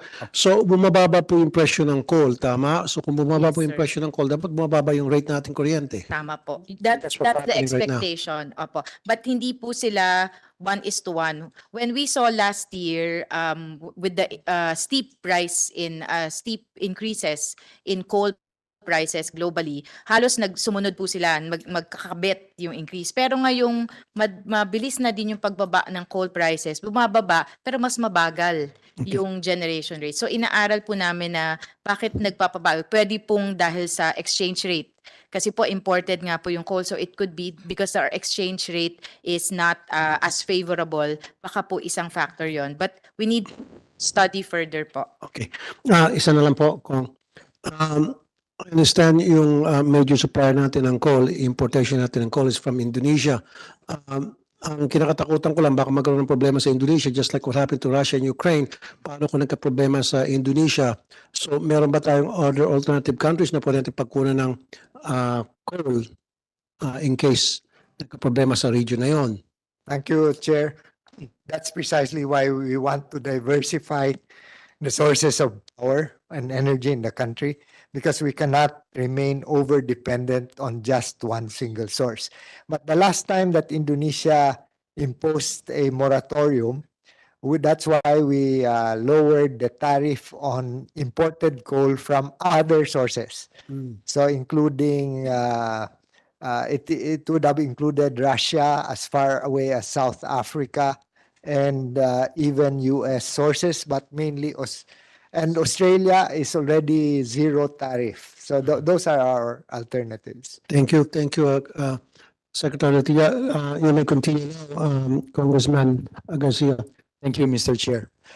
May we have a copy, Chair Di Malanta, with regards to your study kung bakit mas mabagal bumaba yung presyo sa generation charge? Certainly po, Para sir. pag-aralan din po namin ng JCEC. Moving to my next question, nabanggit kanina ni Chair Velasco about the right-of-way problems, yung hindi makalabas yung power sa Bataan.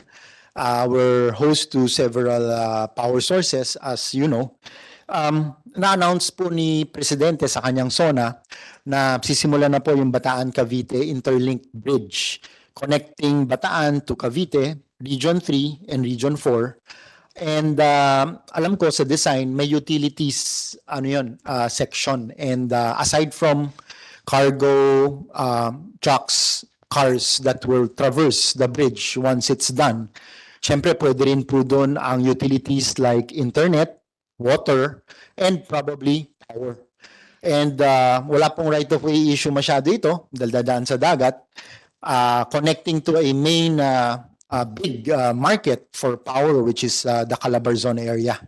So have we coordinated with the proponents to discuss possibility of the grid traversing that route and para magkaroon ng redundancy yung ating grid and also have a direct connection to a major market? Thank you, Chairs. I think the question is very important, and that's why we have started discussions with Secretary Bonoan, not only for the Manila Bay Bridge, but for all other bridges in the country.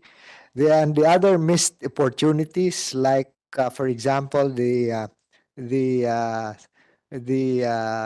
is this? The metro, the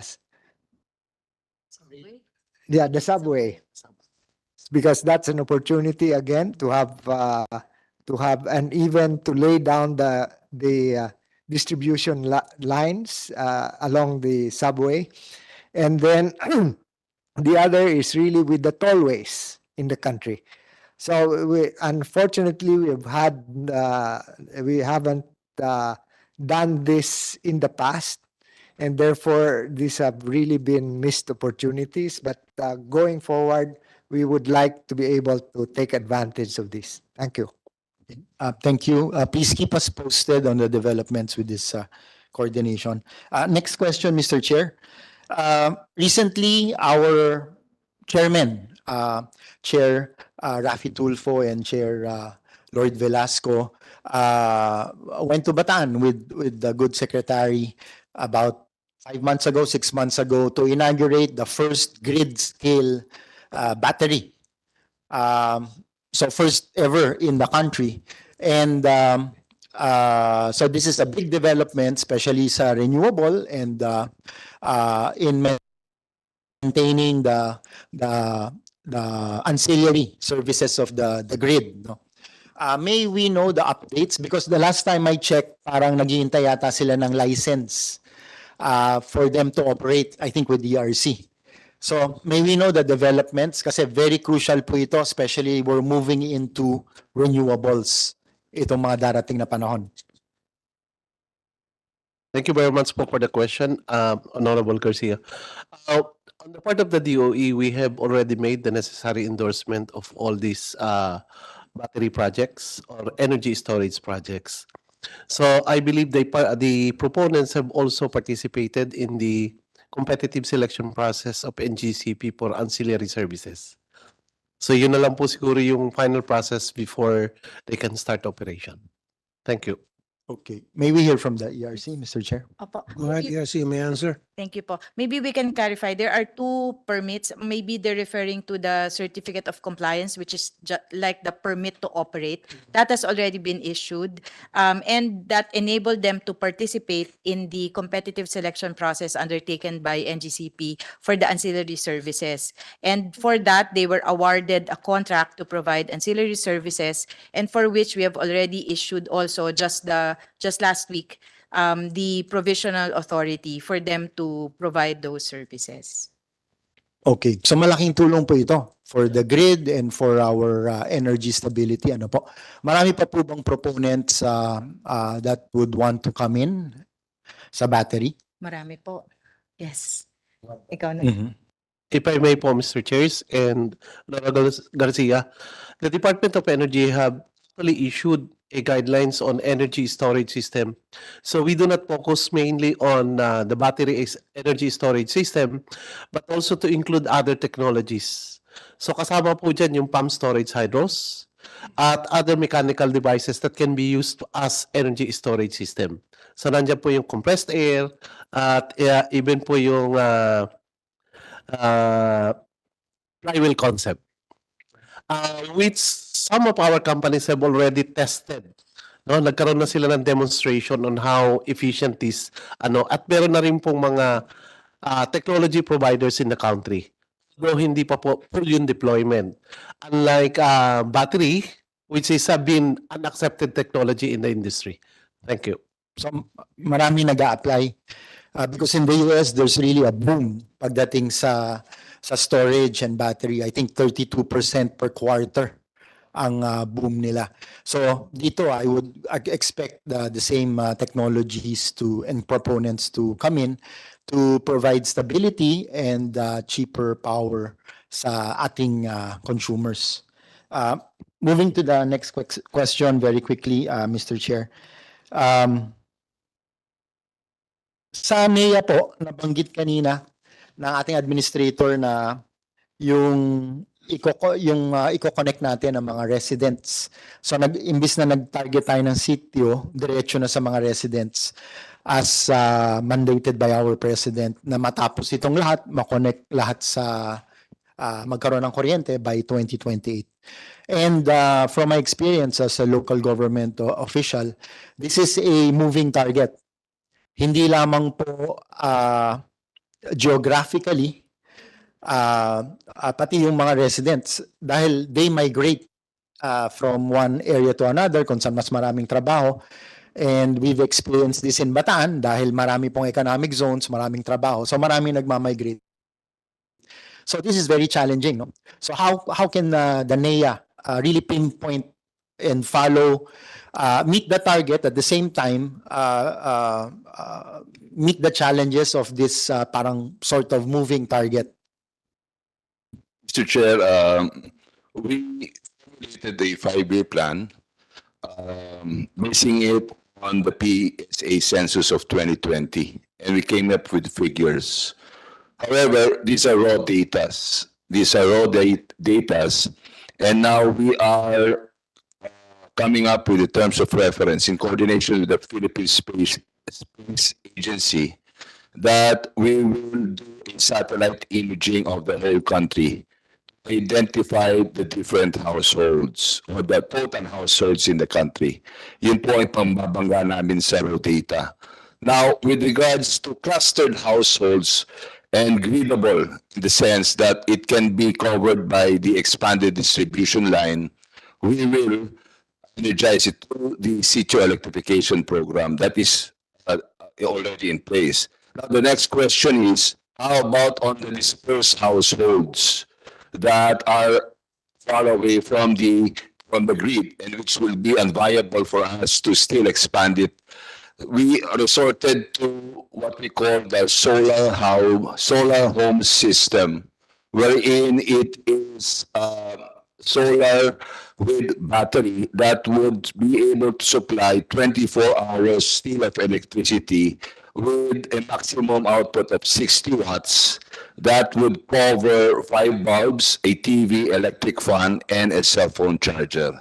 And this is already happening. We have already a proof of concept to this, because this solar home system is already in place in about 40,000 households right now as we speak in the areas of South Cotabato and Davao del Sur, which happened way back 2016 by virtue of a EU grant.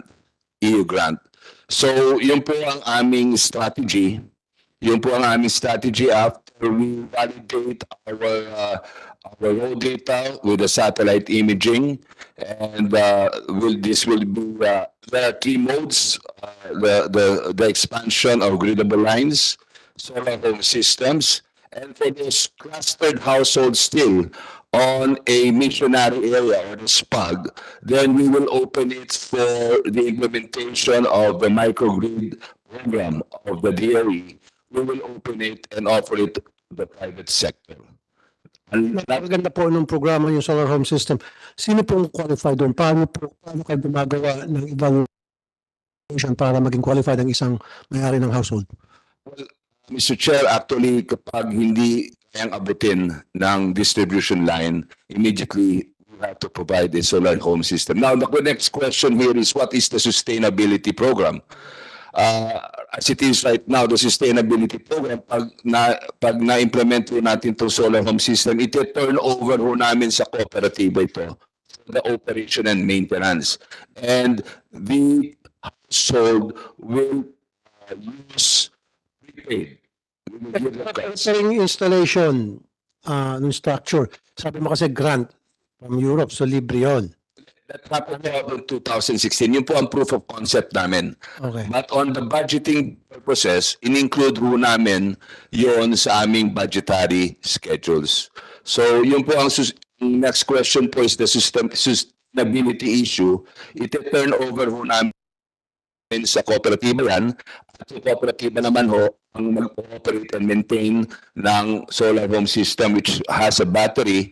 At yung mga household naman po, they can do it prepaid. ERC already approved of the rates of the solar home system, which is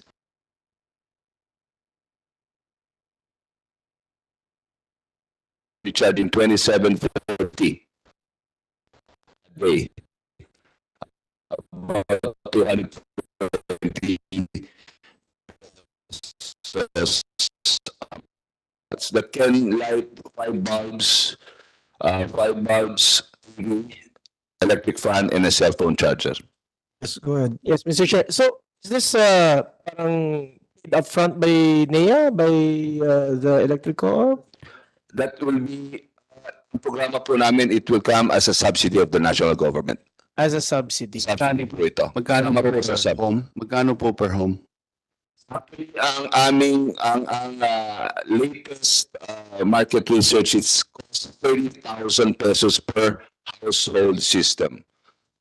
Solar household system. But the latest account po, that's the cap, the price index. But I think the latest procurement happened sometime 3 years ago. It's about 28,000. So we are now doing a market research.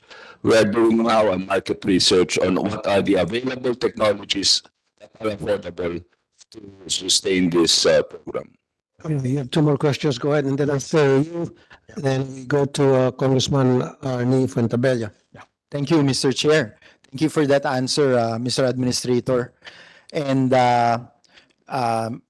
follow up, may coordination ba kayo ng DSUD? Dahil a lot of our consumers, lalo na yung mga informal settlers na nakonekta na rin sa kuryente, ay of course, hopefully, ma-relocate sa mas magandang mga pabahay dito po sa 4PH na programa rin ho ng ating Pangulo. And in fact, the target is 1 million homes a year. So maganda nga ako para mas maging maayos yung kanilang tahanan.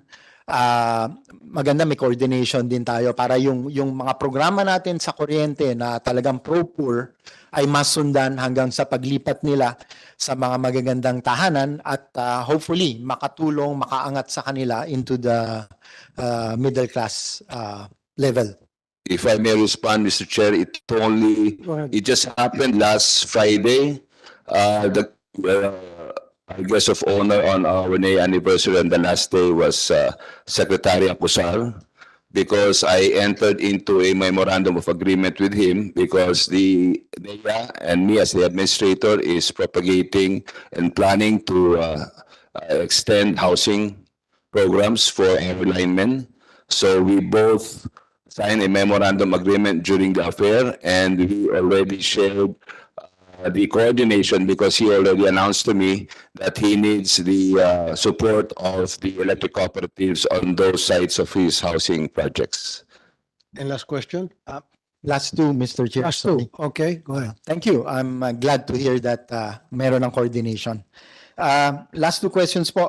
Going back to DOE. I'm not a technical expert, Mr. Chair.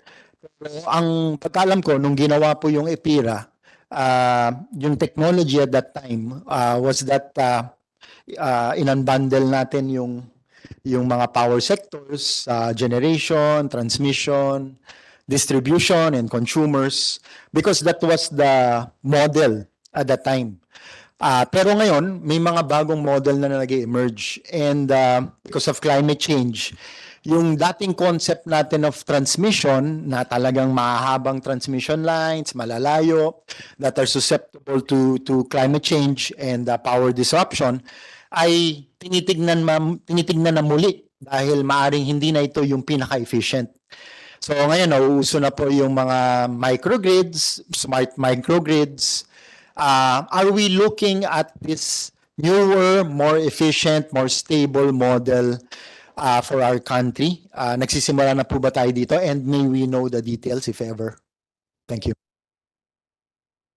Yes, please. Start first with DOE, with ASEC Maria, then ERC. Thank you very much, Mr. Chair, and thank you, Honorable Garcia. Yes, the Department of Energy has already embarked on conducting studies on how to provide efficient services in terms of transmission. We're currently formulating what we term as smart and green grid system. Ang isa pa rin po role namin dito is we understand that some of our renewable energy resource development may not take long in terms of development. Mas mabilis na po, unlike before.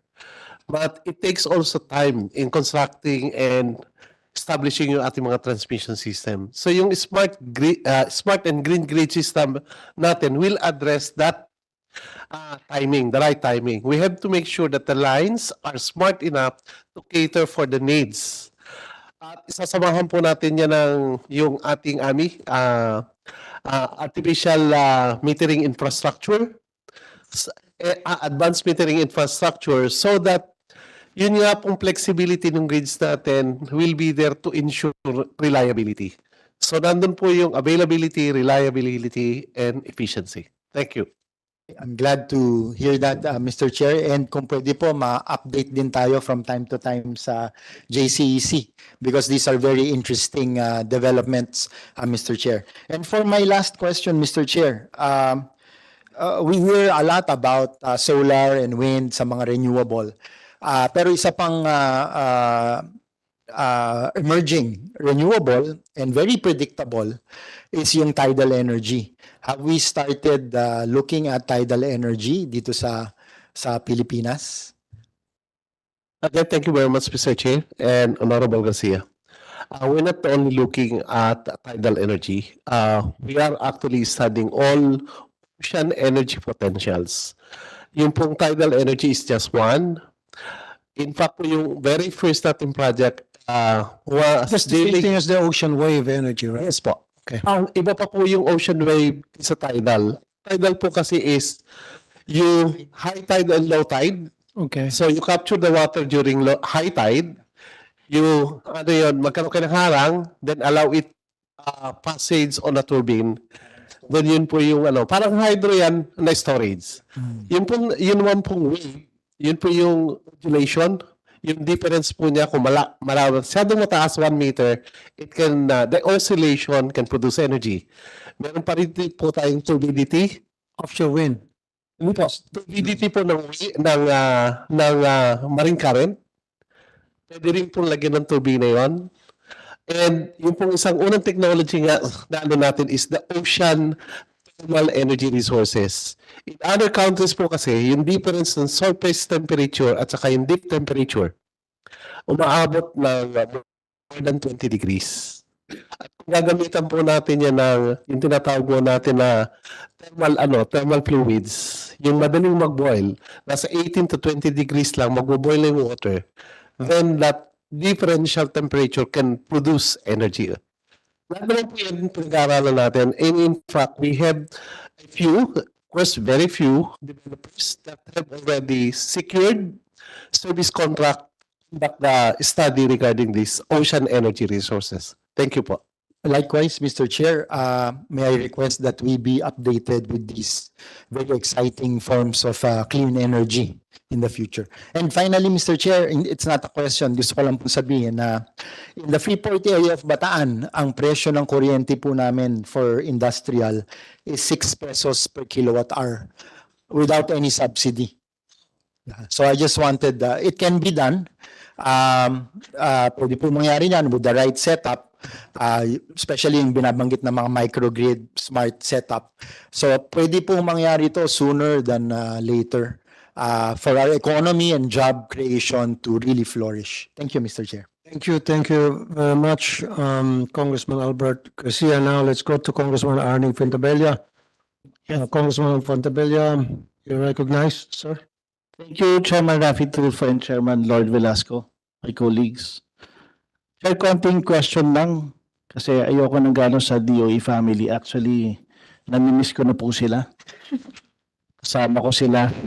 Buong araw po kahapon. Hanggang alas 12 lang naman po kami. And I'm sorry for being late because I had to do the budget briefing for the Civil Service Commission. Okay. To EIC lang, ma'am, just one question. Regarding the resolution na hindi po sa JCEC, what is the reason behind it? Mr. Chair, it was really prompted by two things. One, we have backlogs on the issuance of certificates of compliance, and we have resorted to issuing merely provisional authorities to operate. COCs or certificates of compliance should have a lifetime of 5 years. So hindi po sana bumabalik yung mga GENCOs para mag-renew kasi yung provisional po 1 year lang po yon. So natatambak din po yung trabaho sa komisyon kasi imbis na every 5 years lang bumabalik yung GENCO, every year siya bumabalik kasi puro provisional.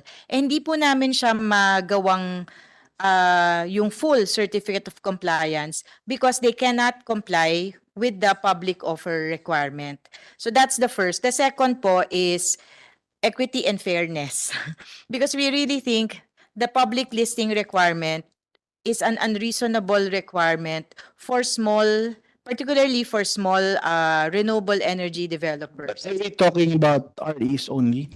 REs po and those that are single asset owners, for example, because those that are part of conglomerates of large companies, they can, of course, their parents are listed or they can list on their own. But if you have investors that are just they operate just one unit of a genset, for example, they provide to a SPUG area, then they are expected under the current rules to still list even if they're just operating that small So genset. how many SPUG area. permits are we talking about Permits po, na pinoprocess nyo po?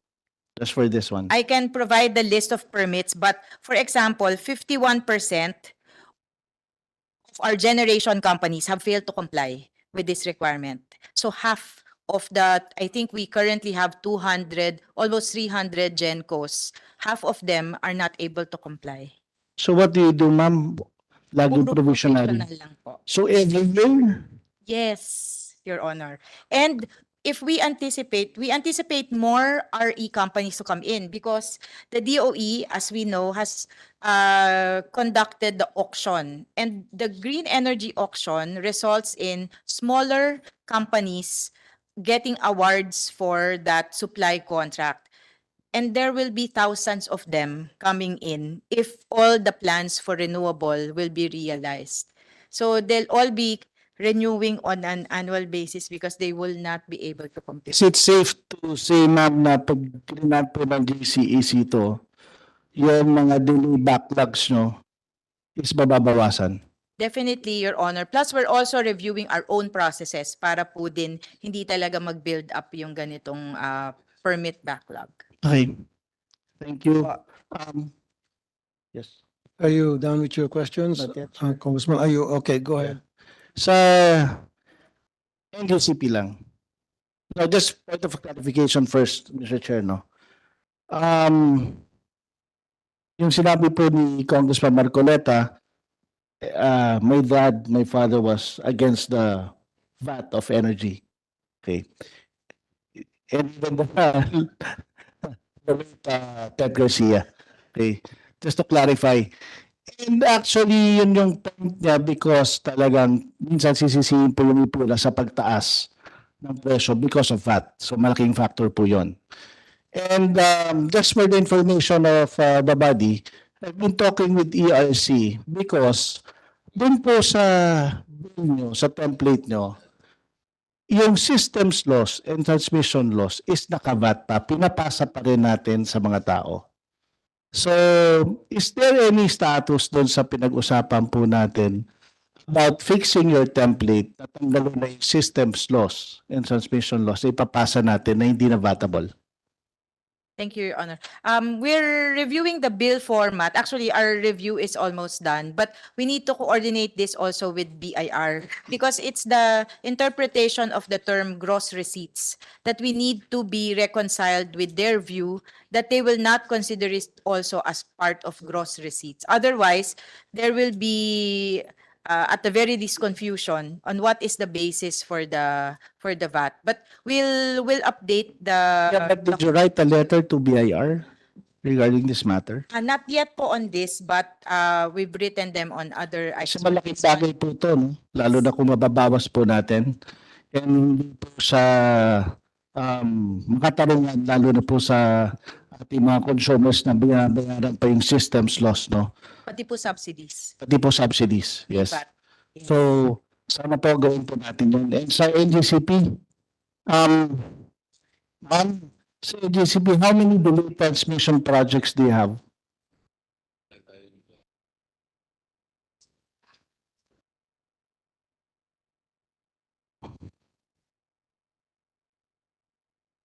PRC, may record po ba kayo? By our count po, 68. 68? NGCP, sa count po ng ERC na 68 delayed projects nyo, ano na po yung status ito? Your Honor, from what I know po, about 30 plus projects have been completed already. Okay, so 68 minus 30 and 38 more? Plus 7. 38. Around Can you 38. confirm this, ERC? Maybe we should just reconcile our list with them. Yes, can you reconcile and submit it to the committee? Okay. So I've been asking this kasi marami na po talaga yung delays na nangyayari po sa NGCP. Actually, even po sa mababang kapulungan, pinag-uusapan na po yung pag-review ng franchise. Because there are two conflicting laws.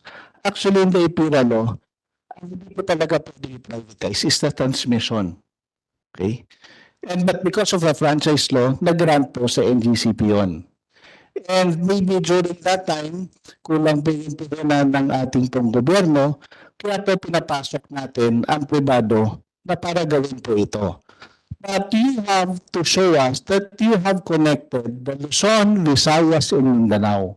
This is very crucial to the Filipino people, especially for the development ng ating pong bansa.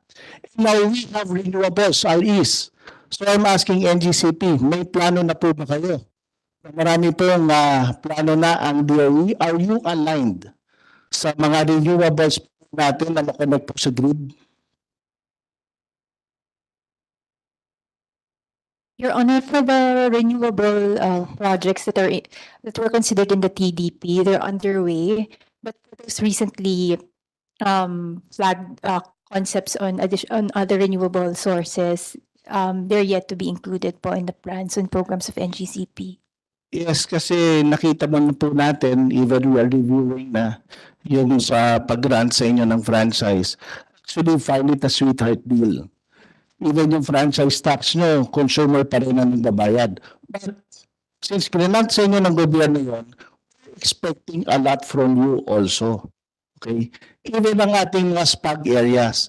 Because ang problema ng spag areas natin, kung may submarine cable tayo, connected to a grid, wala na rin pong problema yung nangyayari po sa Napocor. And there are other solutions also. Because we have spag areas also, may hybrid po kami. Pero if it's feasible po talaga, lalo sa malaking area na magkaroon ng submarine cable, and ang aming pong chairman, si Kong Lord, matagal na po yan, sa lugar po nila. So very critical po kayo. I'm just warning you na marami pa po tayong mga hearings sa nangyayari. We will look into this because very vital and crucial po kayo lalo na sa larangan ng enerhiya sa ating bansa. With that, Mr. Chair, I'm done. Thank you. Thank you, Congressman Fontabella. I just want to add, kanina kasi I've heard na 60-something yung delay projects. Ilan po? 68. And ilan ang natitira? 30 NGCP. I think we have to reconcile, Mr. Chair. Yeah, I know, but maybe doon sa natitira na lang na delay projects down to 30 plus. When is it going to be accomplished? When is it going to be finished? Mr. Chair, may I be recognized? Yes, you are recognized. And your name again is? Cynthia Alabanza po of NGCP. Yes, ma'am. Go ahead. Thank you po. For the ones that have been issued show cause order by the ERC, I think there were around 30 something. 7 of those have already been completed. The rest are in various stages of completion. Meron pa pong mga, if I'm not mistaken, a few more that are in the 68 but have not been issued a show cause order. Of the total 68 by our count, it's around 31 na po yung completed, and many of them again are in the various stages of completion. Very few po yung mga baka kailangan ibalik to the drawing board, including there is a link So how many more are not completed yet and are to be completed and yet to be completed? Can you give us a timeline kung kailan ma-accomplish yun? We can give the details, Mr. Chair. Ano ba tayong target date? Again, maybe it's a good idea, as Chairman Mona mentioned, that we should reconcile our numbers and our data. But by our count, Yeah, I know. You should reconcile your numbers and data with the ERC. But my question is, kailan ba makukumpleto lahat yun? If you remember, dun sa zona ni Presidente, na-mention niya yun, yung connectivity, kailangan dapat before the end of his term, 2028, dapat completed, connected na yan. Yes. So marami na kayong delay, nabanggit nga yun ni Presidente. So kailan niyo po matatapos, ma-accomplish, mawawala na yung tinatawag na delay? again, Mr. Chair, a lot of them are almost completed. Dun sa na-issuehan ako ng Almost. Kaya po ba kompleto lahat? again, we will have to get back on the details because those are a lot of projects. Okay. Yes. All right. Sige po. Maraming salamat po. And now, let's move on. Go to Congressman Kuhanko. And I just want to remind Congressman Kuhanko, so we will still be having a series of meetings in the days and weeks and months to come. And of course, definitely you'll be one of the important member of this committee, and therefore to let you know if there are things that maybe they cannot answer your questions, satisfy your questions. There are still some days that wherein you can throw those questions to them. For now, I'll give you 5 more minutes so that we can wrap up. So to ask 5 minutes, Your Honor, maybe 10. 10 minutes. yes, Everybody go ahead. had more than 5 minutes. 10 minutes. All right. Yes. Let's go. 10 minutes. My first question is for NGCP. Could you report to the committee in a letter if you are to connect a solar project, what would be the charge per kilowatt hour for your transmission line? Maybe per kilometer. I don't know how you price your transmission. Versus if you were to connect to a conventional power source. So no, you don't have to answer now. You answer it later on. No, I'd like to make a comment on the frequency control ancillary services. This is a question for DOE. You don't have to answer right now. Will increasing the penetration of wind and solar increase the need for ancillary services? So if it does, because I understand that wind and solar are low inertia energy sources and therefore need some way to compensate for that, for frequency control. So if that is the case, is that not an additional cost over conventional power? Ang komento ko lang po dito, ay one more question on kay Madam Ruth U. Owen, ma'am. We had a recent, what you call that meeting? APEC. APEC. ASEAN Business Advisory Council Roundtable. It was hosted by Sabine Aboitis. I don't know in what capacity. It was, he gave a keynote address, and also our good secretary gave a keynote address in that affair. May I know, we had a poll in that roundtable whether people wanted nuclear or not. Could you give us your observation of what the result of the poll was? Okay, so it was the APEC Business Advisory Council. It was Sabine Aboitis is the chair of ABAC.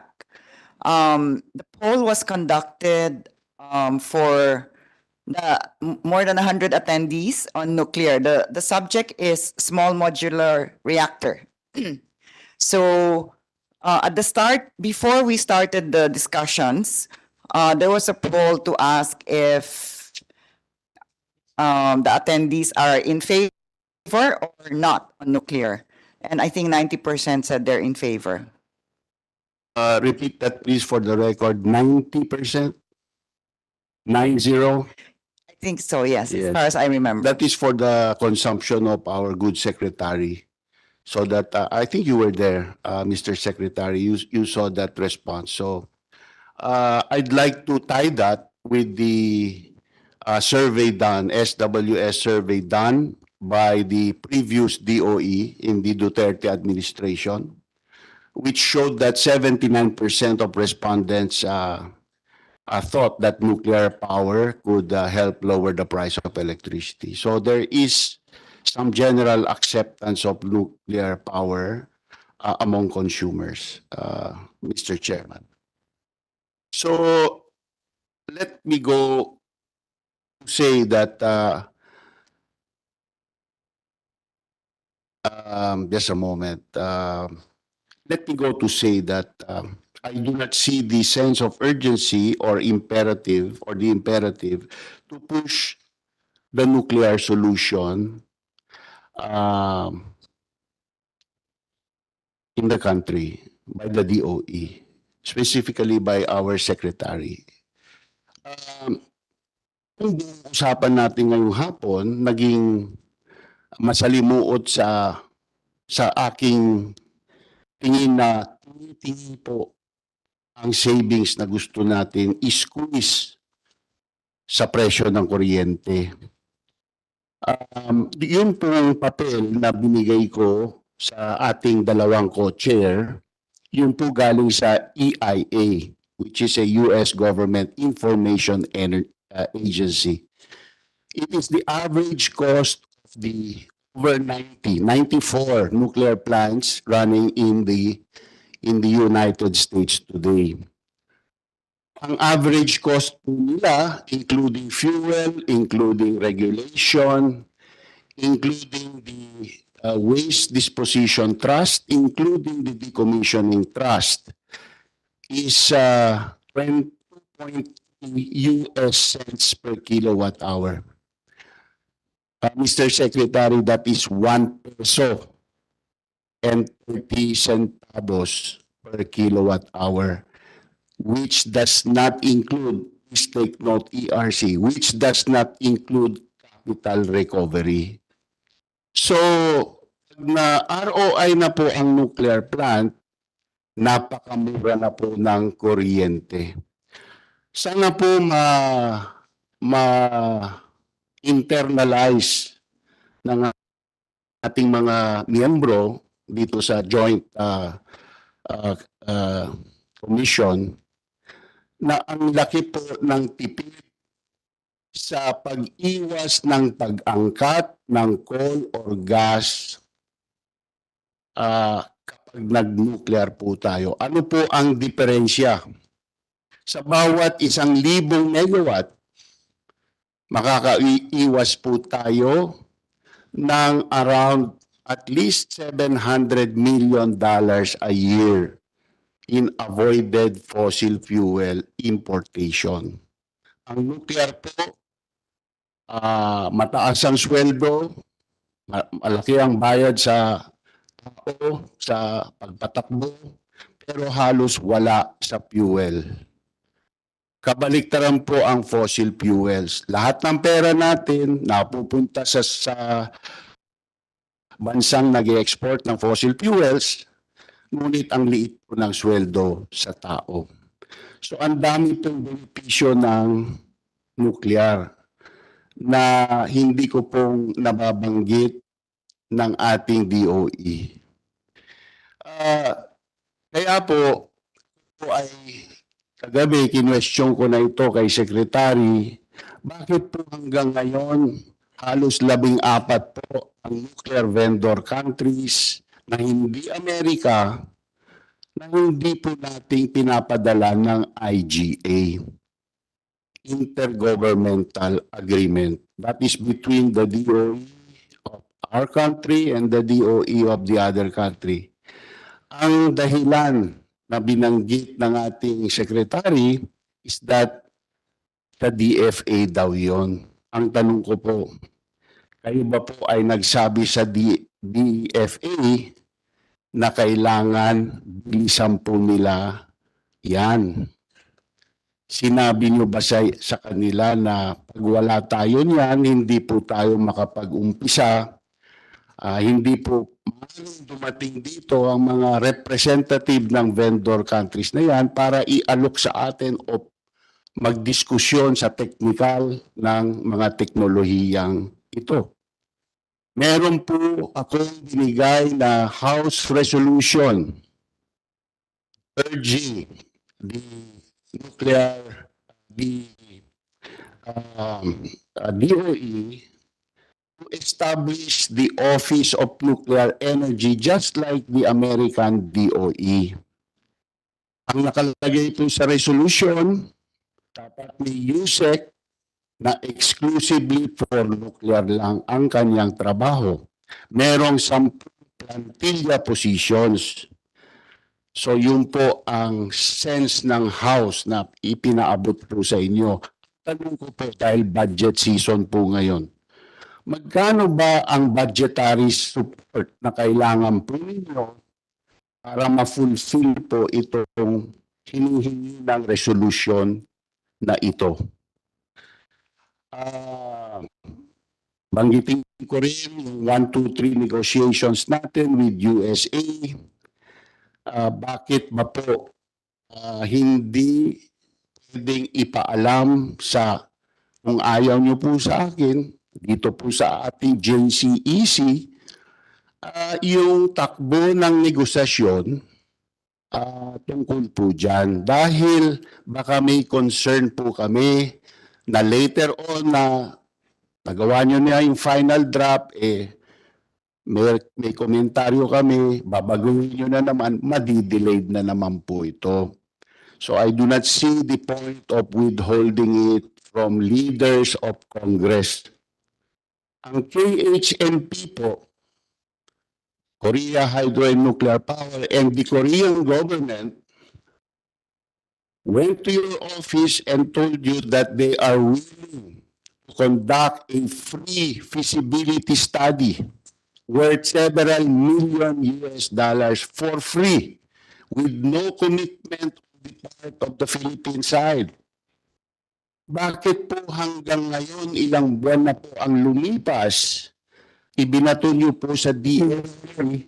Your Honor, Yes. I think since you said you just needed 10 minutes, you've gone up to 25 minutes now. Okay, so I will wind up po. Okay, I thank you. will wind up. Thank you. So, and I have a lot of points, but since the chairman, again, why have you indicated to DFA na urgent po ito? Kasi kailangan magdesisyon ang ating Kongreso or ang ating presidente kung ano ba talaga ang gustong gawin sa ating PNPP. And ano po, na-interrupt po ako kaya nakalimutan ko yung sasabihin ko, Mr. Chairman, ginulong mo ako. Sobrang tagal. Sa sobrang tagal. Tagal nung iba ako. Alam niyo po, kagabi ako rin ang huli. Ngayon, ako na naman ang huli. Hindi yata patas po yan, Mr. Chairman.